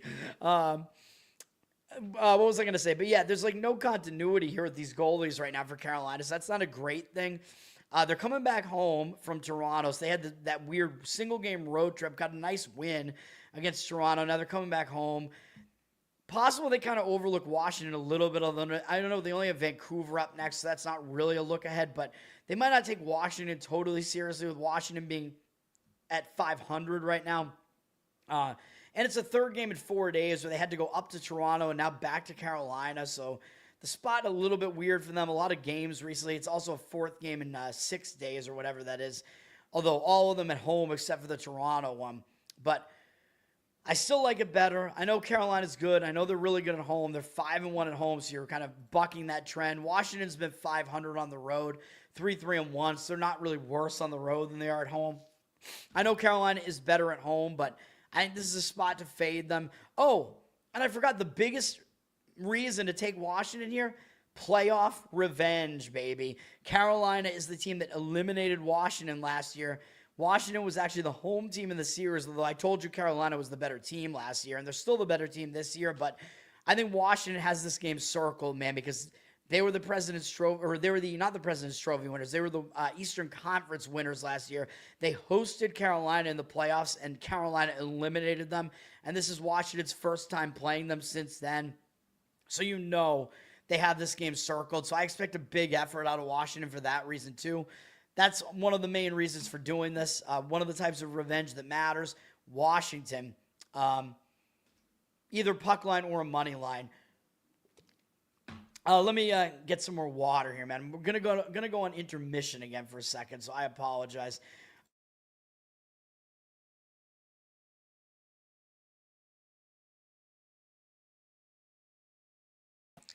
I'll let you look at the hockey, the rest of the hockey schedule there for a second. Sorry, I muted my mic for a second.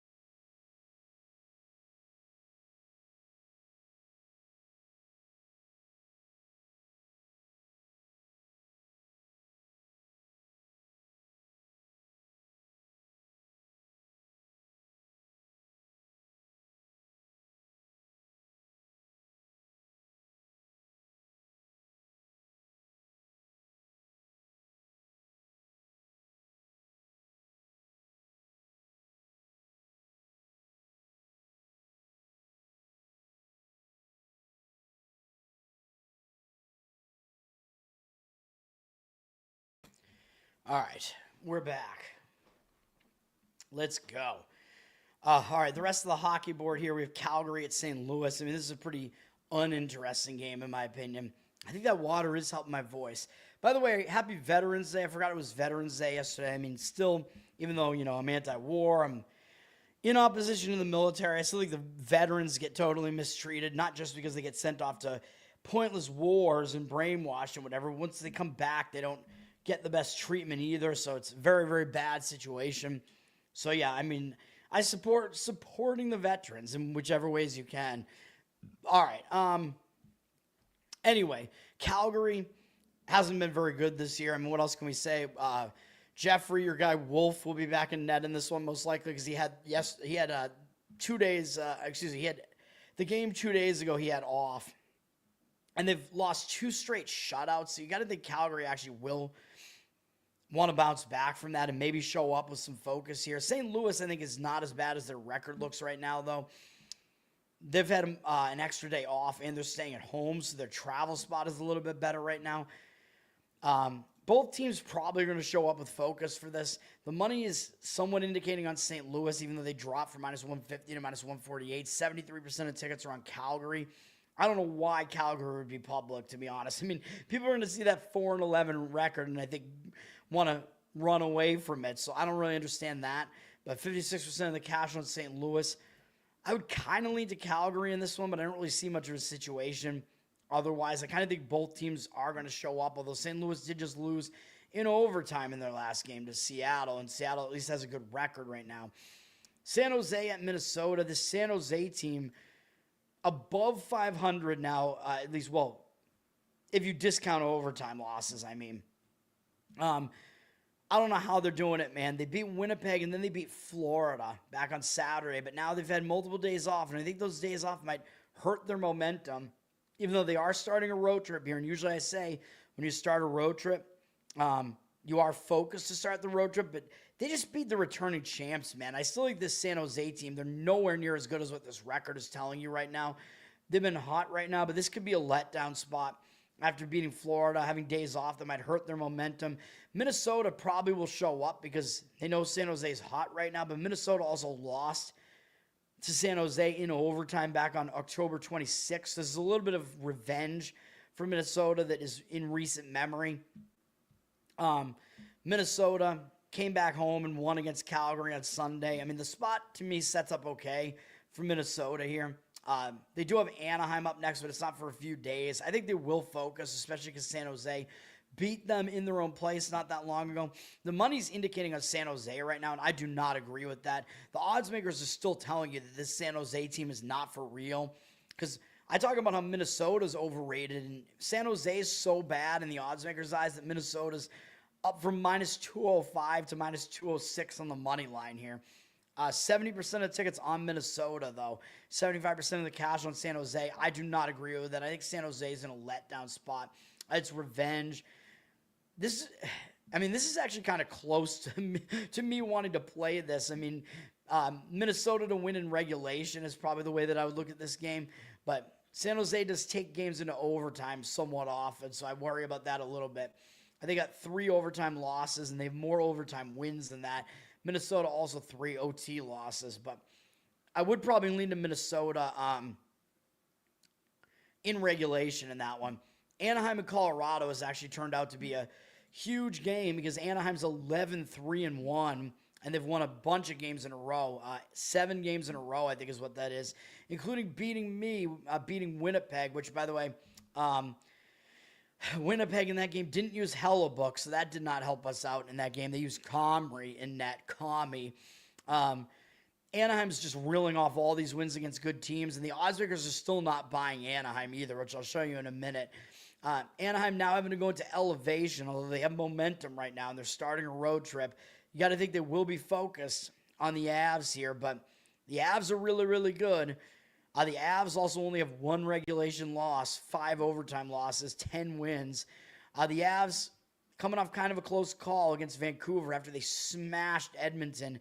That was the game where I gave up Vancouver as a +1 puck line play there, so we got a push on that one.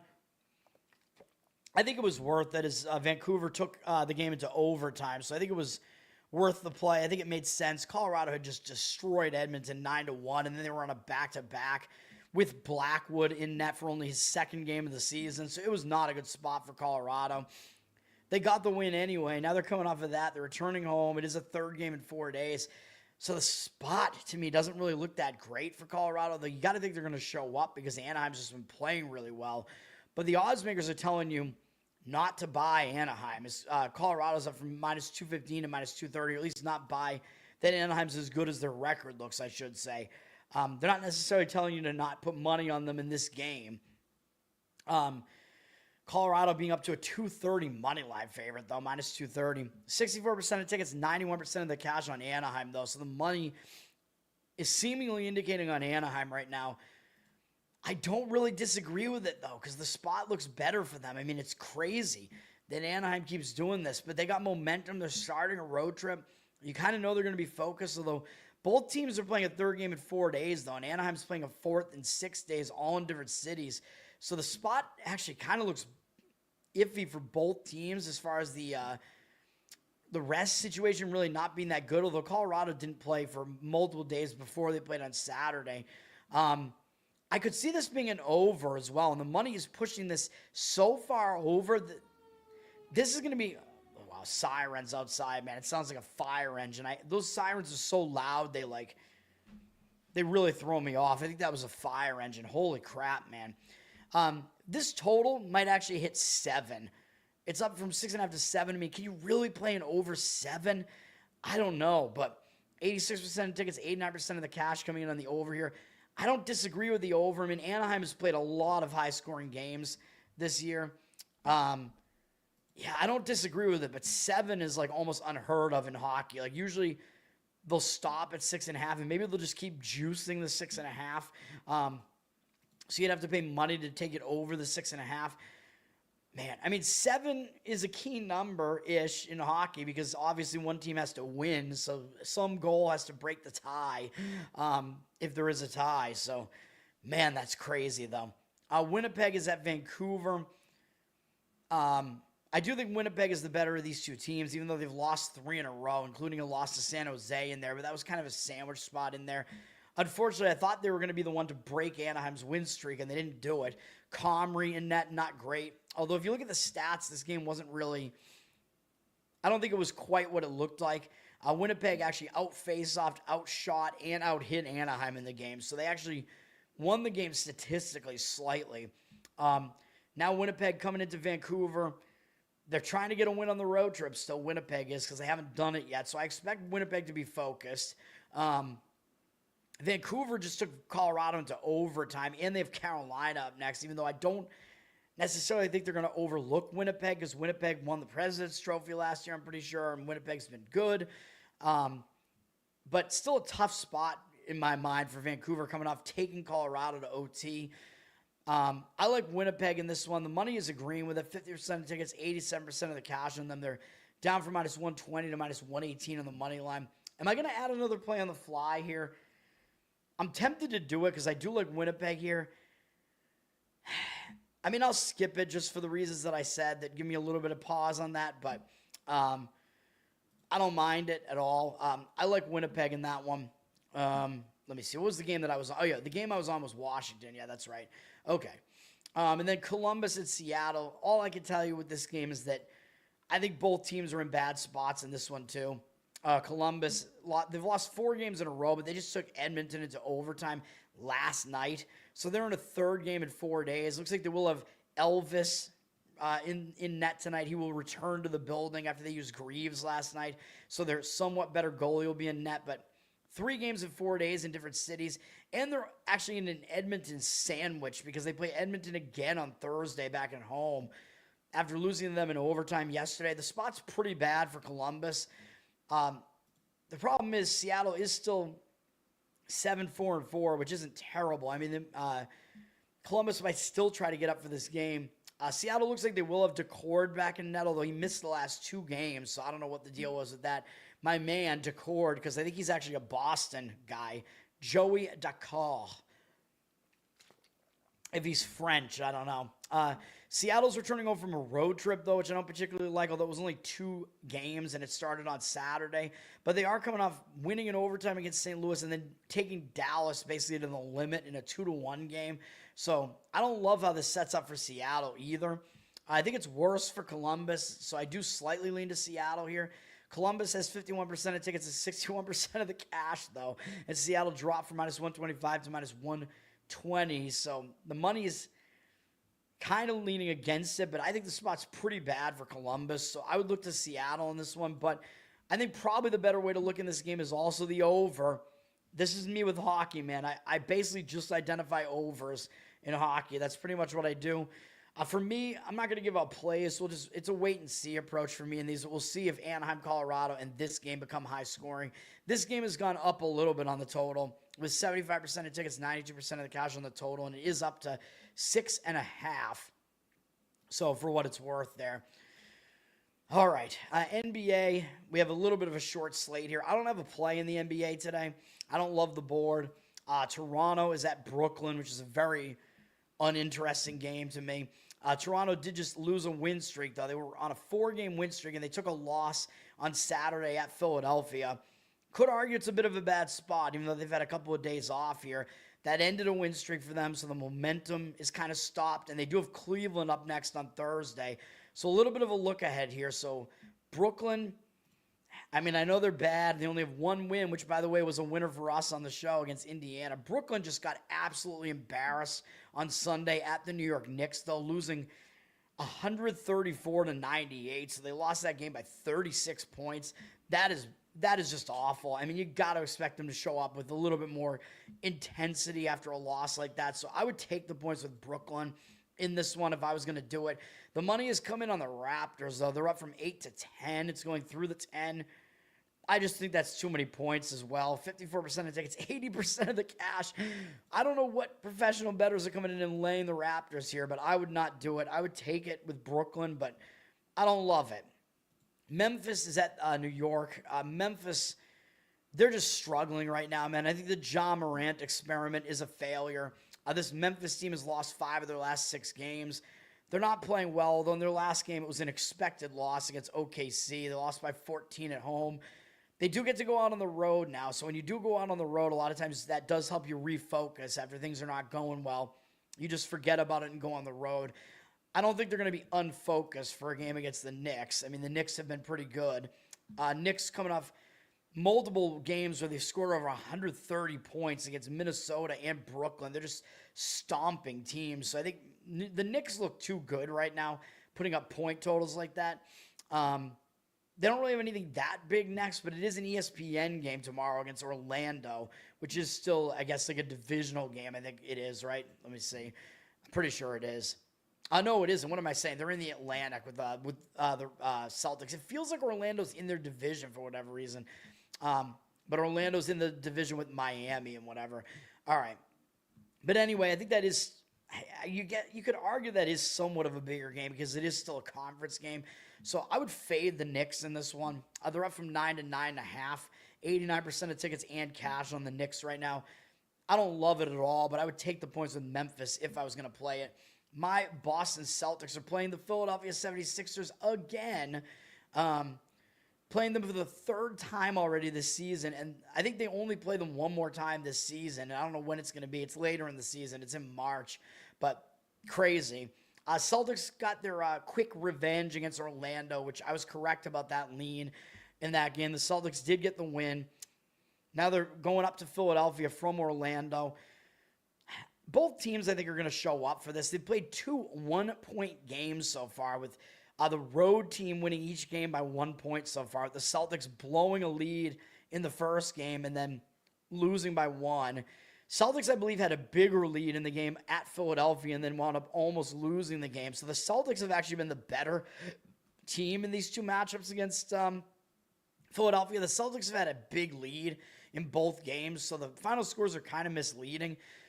As the Celtics have actually played well against Philadelphia, they've actually been the better team. I expect focus here because they don't really have anything up next. I think both teams will show up because the Sixers, playing the Celtics is still big, and the Sixers did just lose on this same floor to the Celtics. However, it looks like Jason Tatum. Oh, no, wait, what am I saying? I was thinking that was Jaylen Brown. I'm like, Jaylen Brown is out? No, Tatum, we know he's out. He's out for the season, whatever. That's not a big deal. Sam Hauser is a game-time decision, whatever. For the Sixers, Paul George is still not back. It looks like he's on his way back soon. Embiid probably will play in this game for the Sixers. But, yeah, there's nothing to really see in the injury report.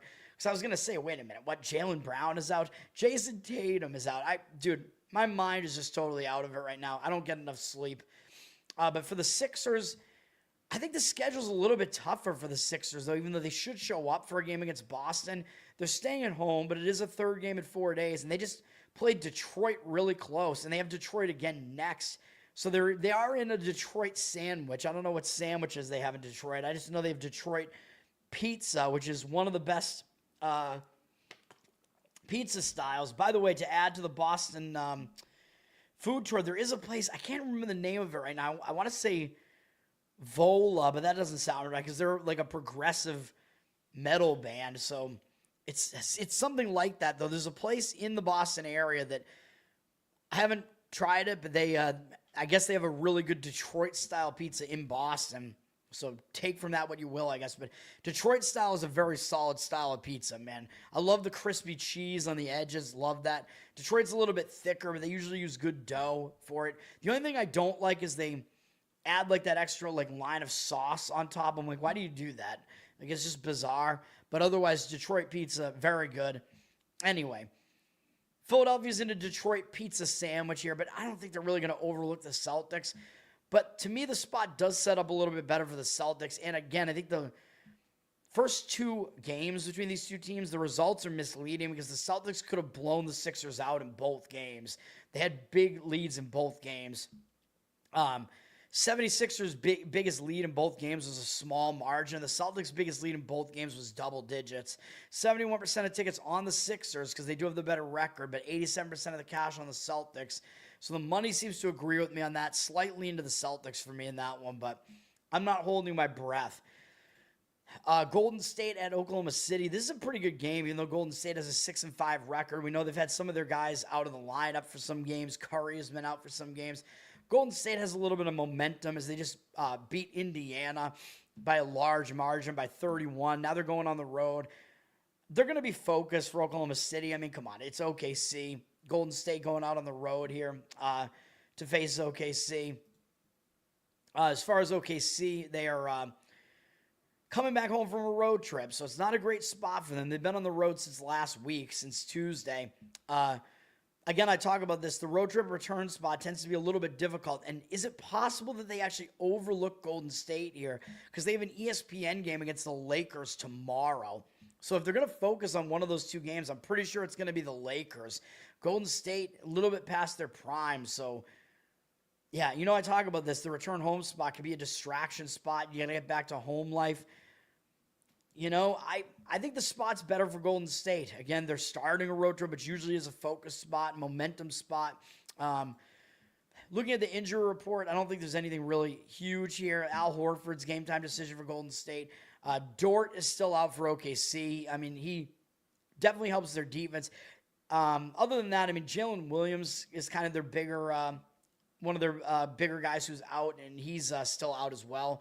But, I mean, we know OKC is a very deep team, so those injuries aren't really going to affect them that much. But, yeah, I lean to taking the points with the Warriors here. The Thunder are down from 7.5 to 7, but 66% of the tickets, 97% of the cash on them. I like the Warriors in that one, though, with the way the scheduling sets up. So, I don't love it enough to give it out as a play, but that's my opinion there. Indiana at Utah, what is going to be a very, very ugly matchup.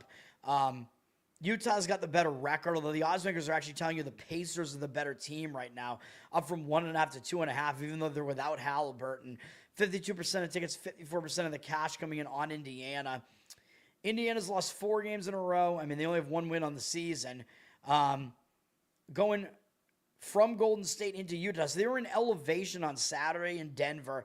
They went out to Golden State to the Pacific Coast, basically. Now, third game in 4 days, all on the road, all in different cities. They're going back into elevation. I don't like the spot for Indiana here, man. I really don't. They did get some of their guys back as I think their main injuries are now, Mathurin is basically one of their bigger injuries. Now he's out. McConnell's a game-time decision, but they got Nembhard and, Nembhard was the big guy they got back. Him and Toppin, I don't know if Toppin is back or not, but whatever.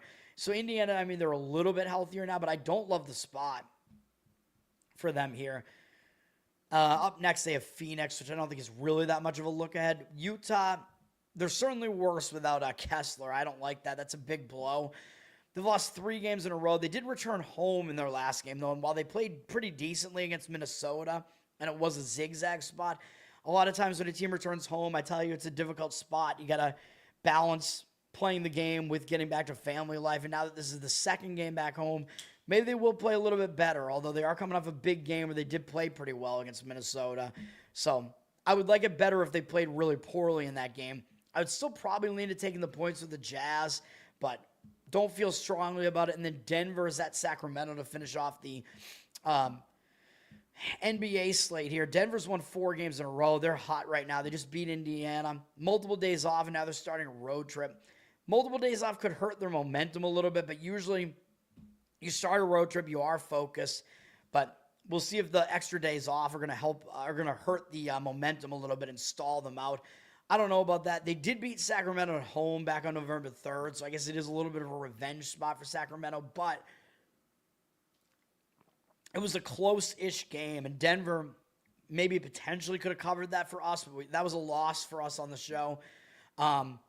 However, I still think Denver might, maybe still not take Sacramento totally seriously, and Sacramento, they got blown out in their last 2 games, man. After they beat Golden State, they lost by 31 to Oklahoma City at home, and then also at home they lost by 27, I think is what that is, to Minnesota. That's pretty brutal. Those are good teams. Denver's also a good team, but you got to expect Sacramento will show up with some focus here and try to bounce back from that. So I would lean to taking the points with Sacramento. 62% of the tickets on the Nuggets, but 59% of the cash on the Kings. I don't see it being a really terrible situation for Denver, but I do see it being a bounce-back spot at the very least for the Kings. Got to see what the injury situation is, though, here with Sabonis has been out. He's a game-time decision, so you got to make sure that you know, like, the info, I guess, there. He did play, actually, in their last game, so he's listed as game-time decision, but he played on Sunday, so that was kind of the injured player. That was the reverse injured player spot. Like, he's their best player, so I talk about that. When your best player comes back, sometimes you take your foot off the gas a little bit, and there's like a little bit of a chemistry shift there. But if he's playing again today, or even if he's not, I think it might mean the Kings are going to either have more chemistry now that he is back for a second game, or they're going to play harder without him. So Kings makes sense to me in that game. Don't want to give it out as a play, though. And then we do have Maction tonight, where I'm going to give out one play, and it's not in this first game, which is at 7:30 on ESPNU. We have Kent State at Akron. Akron is the favorite here, and I agree with Akron being the favorite. They're definitely the better team. They're all the way up from 4.5 to 6.5 with the money coming in on them. So if you like Akron, you got to make sure that you lay the points where it's still below 7, man, because this line is moving, and 7 is a key number. And I do agree with the Akron side. 51% of the tickets, 68% of the cash on Akron. Kent State, they're 3-6, but we're talking about a Kent State team that was like one of the absolute worst teams in all of FBS last year. And if you look at their wins, it's not impressive. I mean, they beat Merrimack on a kick return touchdown by our guy, Darelis Clark. So they could have lost to FCS Merrimack. Then one of their other wins was a blowout win, but it was against UMass, who is so bad they're going to go back to, I think they're going to go all the way back to Division III so that they can be competitive again. They've actually been, like, I think they were a recent championship winner back in Division III way back in the day. I mean, it's just pathetic, but that's not an impressive win, even though, yeah, Kent State did annihilate them. But UMass is easily the worst team in all of FBS, and I don't even think it's that close. And then Kent State, they did pull off an upset at home against Bowling Green a couple weeks ago, which was, I think, a misleading result. It was a 7.5-point favorite for Bowling Green. Bowling Green's really not that good this year. They're known for being a pretty good team generally, but this year they're 1-5 in the MAC and 3-7 overall. So we're looking at a pretty down Bowling Green team. And Bowling Green outgained Kent State by like 85 yards in this game. So it was a misleading result. I don't know what happened in the game, but Bowling Green outpossessed them by over 13 minutes, out first down them by 8 first downs. So really a misleading win for Kent State. So Kent State really does not have any wins that are actually legit, in my opinion. So I think they're bad.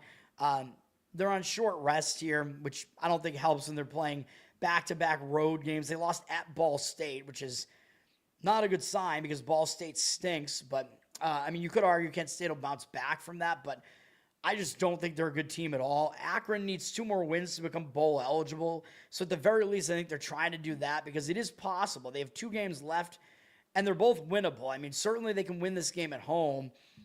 They just blew out UMass back on Tuesday, so they have 1 extra day of rest compared to Kent State, and they have to go to Bowling Green, who's down this year. So that's going to be a winnable game, at least for Akron, to finish the season. So they do have that in front of them. And the other thing I think is going to pump Akron up, besides the fact that it's a primetime game at home for them, although they already played one of those last week, and they did well. They blew out UMass, so we know how terrible UMass is. Every team blows them out. But this is also Akron's final home game, so we're getting into that late season the late season handicap here, man. When a team has their final home game, it's senior night. So it's a big deal. It's an even bigger deal if you have seniors on your team because you celebrate the seniors. It's their last home game of their college career. Huge deal. Teams tend to play a little bit better on senior night. Finley is their quarterback, and he is indeed a senior. So their quarterback is a senior. I don't know about their other guys like Gant, their running back. He's only a junior, but still, it's going to be a celebration. It is bigger because their quarterback is a senior. So I agree with the movement here on Akron. If you want to do it, you got to find it at below 7. I would say you could probably try to still find the 6.5 out there right now. No real opinion on the total. It's up, it went down to 48, but 64% of tickets, 80% of the cash on the over. These teams are not great defenses, so, I mean, I'm not sure that I would disagree with an over in that game as well, which I think does help Akron's cause as far as covering the number there. But my play is actually going to be on the other game, and we're going to go with Western Michigan +1, although it looks like they're now -1. Find the best number that you can get. I mean, there's not a huge difference when it's basically a pick-the-winner price, but they have flipped to a 1-point favorite. I saw +1s out there a little while ago. You could probably get a pick 'em at the very least on it. But I like Western Michigan here. 54% of tickets, 76% of the cash on them. I agree with that move. No real opinion on the total in this one, which is down to 47, although more of the cash on the over, 69% of the cash on the over, 57% of tickets. Yeah, I mean, again, I like Western Michigan here for a couple of different reasons.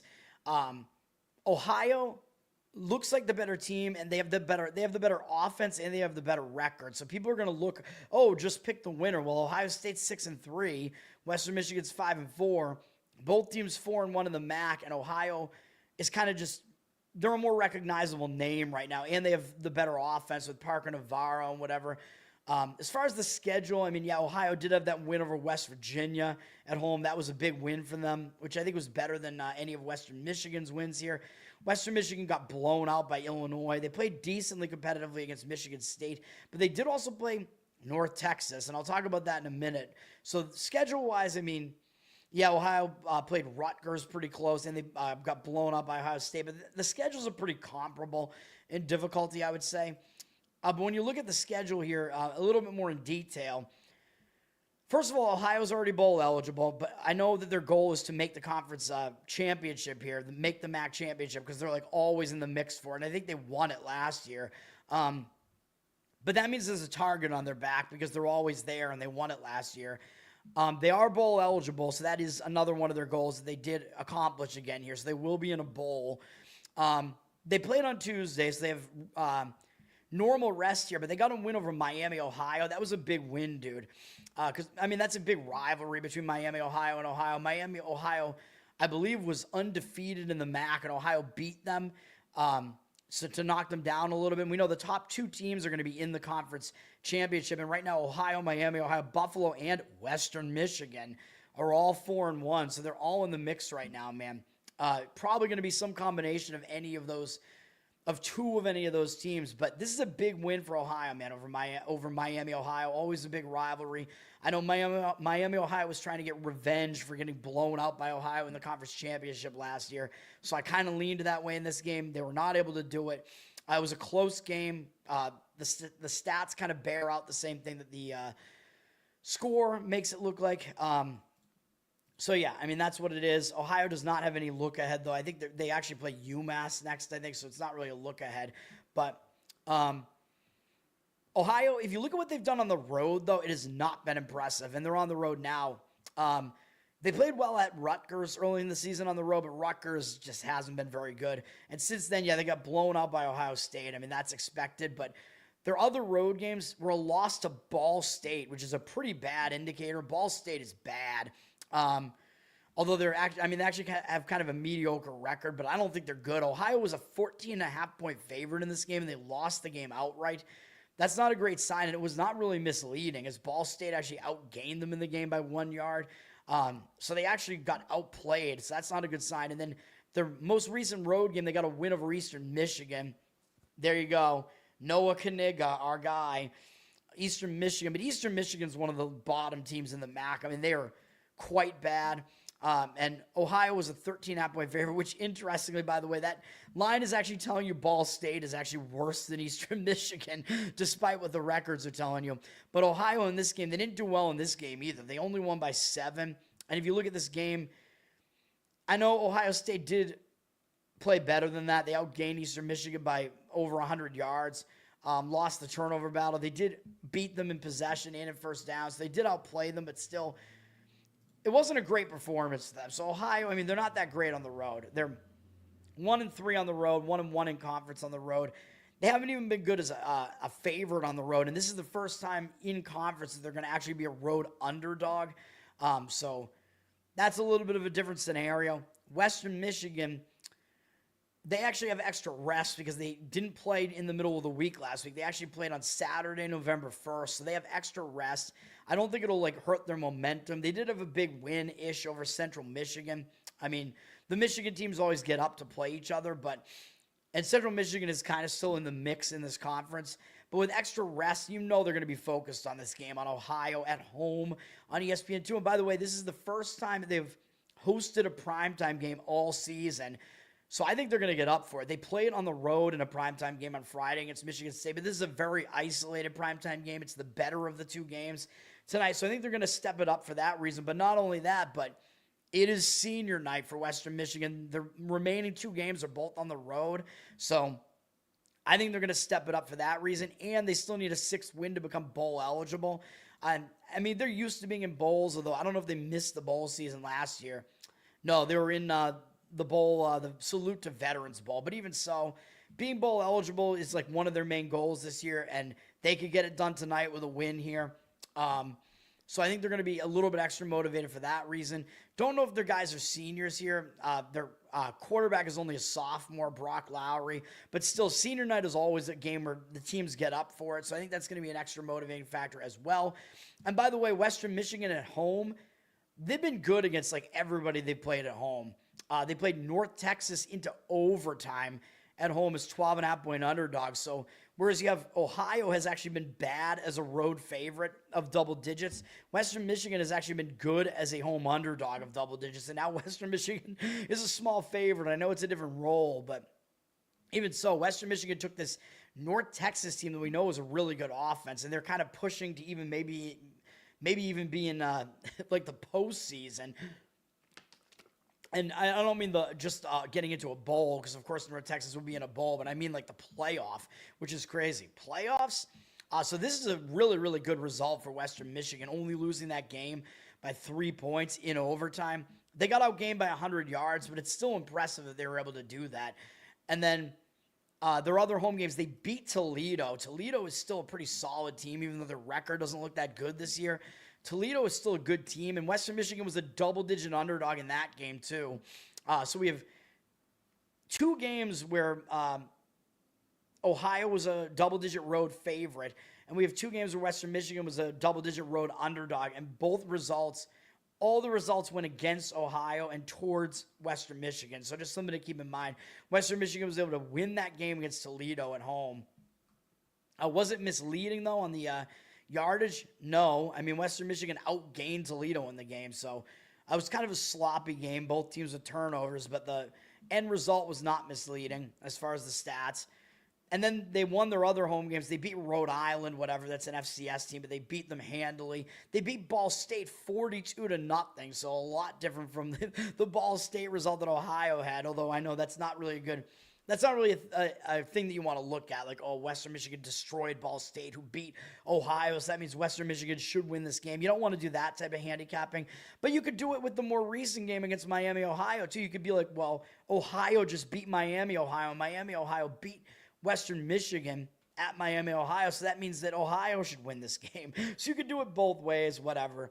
And then Western Michigan did get that win over Central Michigan in their last home game, although it was a close game, and Western Michigan was a 5.5-point favorite, so they probably could have won this game more easily than they did. They outgained Central Michigan by close to 100 yards in the game. They out-first down them 23-13 and outpossessed them by 7 minutes, so kind of a misleading result there. That looks like Western Michigan outstatted them more than that. I'm going into too much detail maybe here, but yeah, let's go with Western Michigan here. We'll agree with the market in that one. That'll be a play for me. I might throw it into one of my money college pools here. I like it. I think one of them has the lower conferences available and one doesn't on Splash Sports. So that's going to do it, man. Ridiculously long video. College basketball season. I got to figure out a way to not do that. College basketball, maybe I'll do night videos when we have a big slate coming up. We'll see. But once again, our plays today are in college basketball, Harvard minus the points, minus the 4.5, although I think it's already gone up to close to 6, but I would probably still do it, maybe for a little bit less money, but as long as it's below 7, I don't think it's that bad. Illinois minus the points. Hockey, we're going to make your own +1 puck line on the Washington Capitals in playoff revenge. And in the Maction, we're going to go with Western Michigan, although I'm wearing one of their rival Eastern Michigan's get-ups here, but that's going to do it. Have a good one today, guys. Learn to Toad on Twitter, Learn to Toad on Instagram. Hope you guys like the new branding here, even though it's less bright. Yeah, I mean, like, subscribe to the channel here. Leave me good comments, whatever. Give me the feedback on what you think about the branding, the show. I want to have some more, like, funny drops and stuff, like I said. So I'll start maybe trying to prepare some of those clips that I can add here. What else was I going to say? Oh, I'm on audio, Spotify, and Apple. Give me a good review over there. That helps me out as well. Listening helps me out there as well. Covered in Uke, my Uke channel, which I do have at least, I think, one more that I got to get up there. Maybe I don't. But I do have to update the Spotify, or the Patreon feed, excuse me, the Spotify Patreon feed. Patreon.com/LearnToToad, and you can get bonus content. It's just a Spotify Uke feed right now, and Uke requests. So I have to come up with some more stuff for that, but I got to eat some lunch too, man. Maybe it'll be a McRib because the McRib is back. I don't know. Should I be unhealthy on a Tuesday? We'll see, but that's going to do it. Let's get some wins today, man. Let's enjoy. I love college basketball, so let's enjoy that. I like watching it as well, so believe it or not. I think it's real fun. I love March Madness. Maybe I'll start doing bracketology videos. Maybe I'll paywall some of that, the bracketologies and the bracket specials and stuff. I don't know. I mean, I've been hot, though, so maybe this stuff should start getting paywalled. But I just like doing it, man. Let's bounce back today. Have a good one. Peace, guys.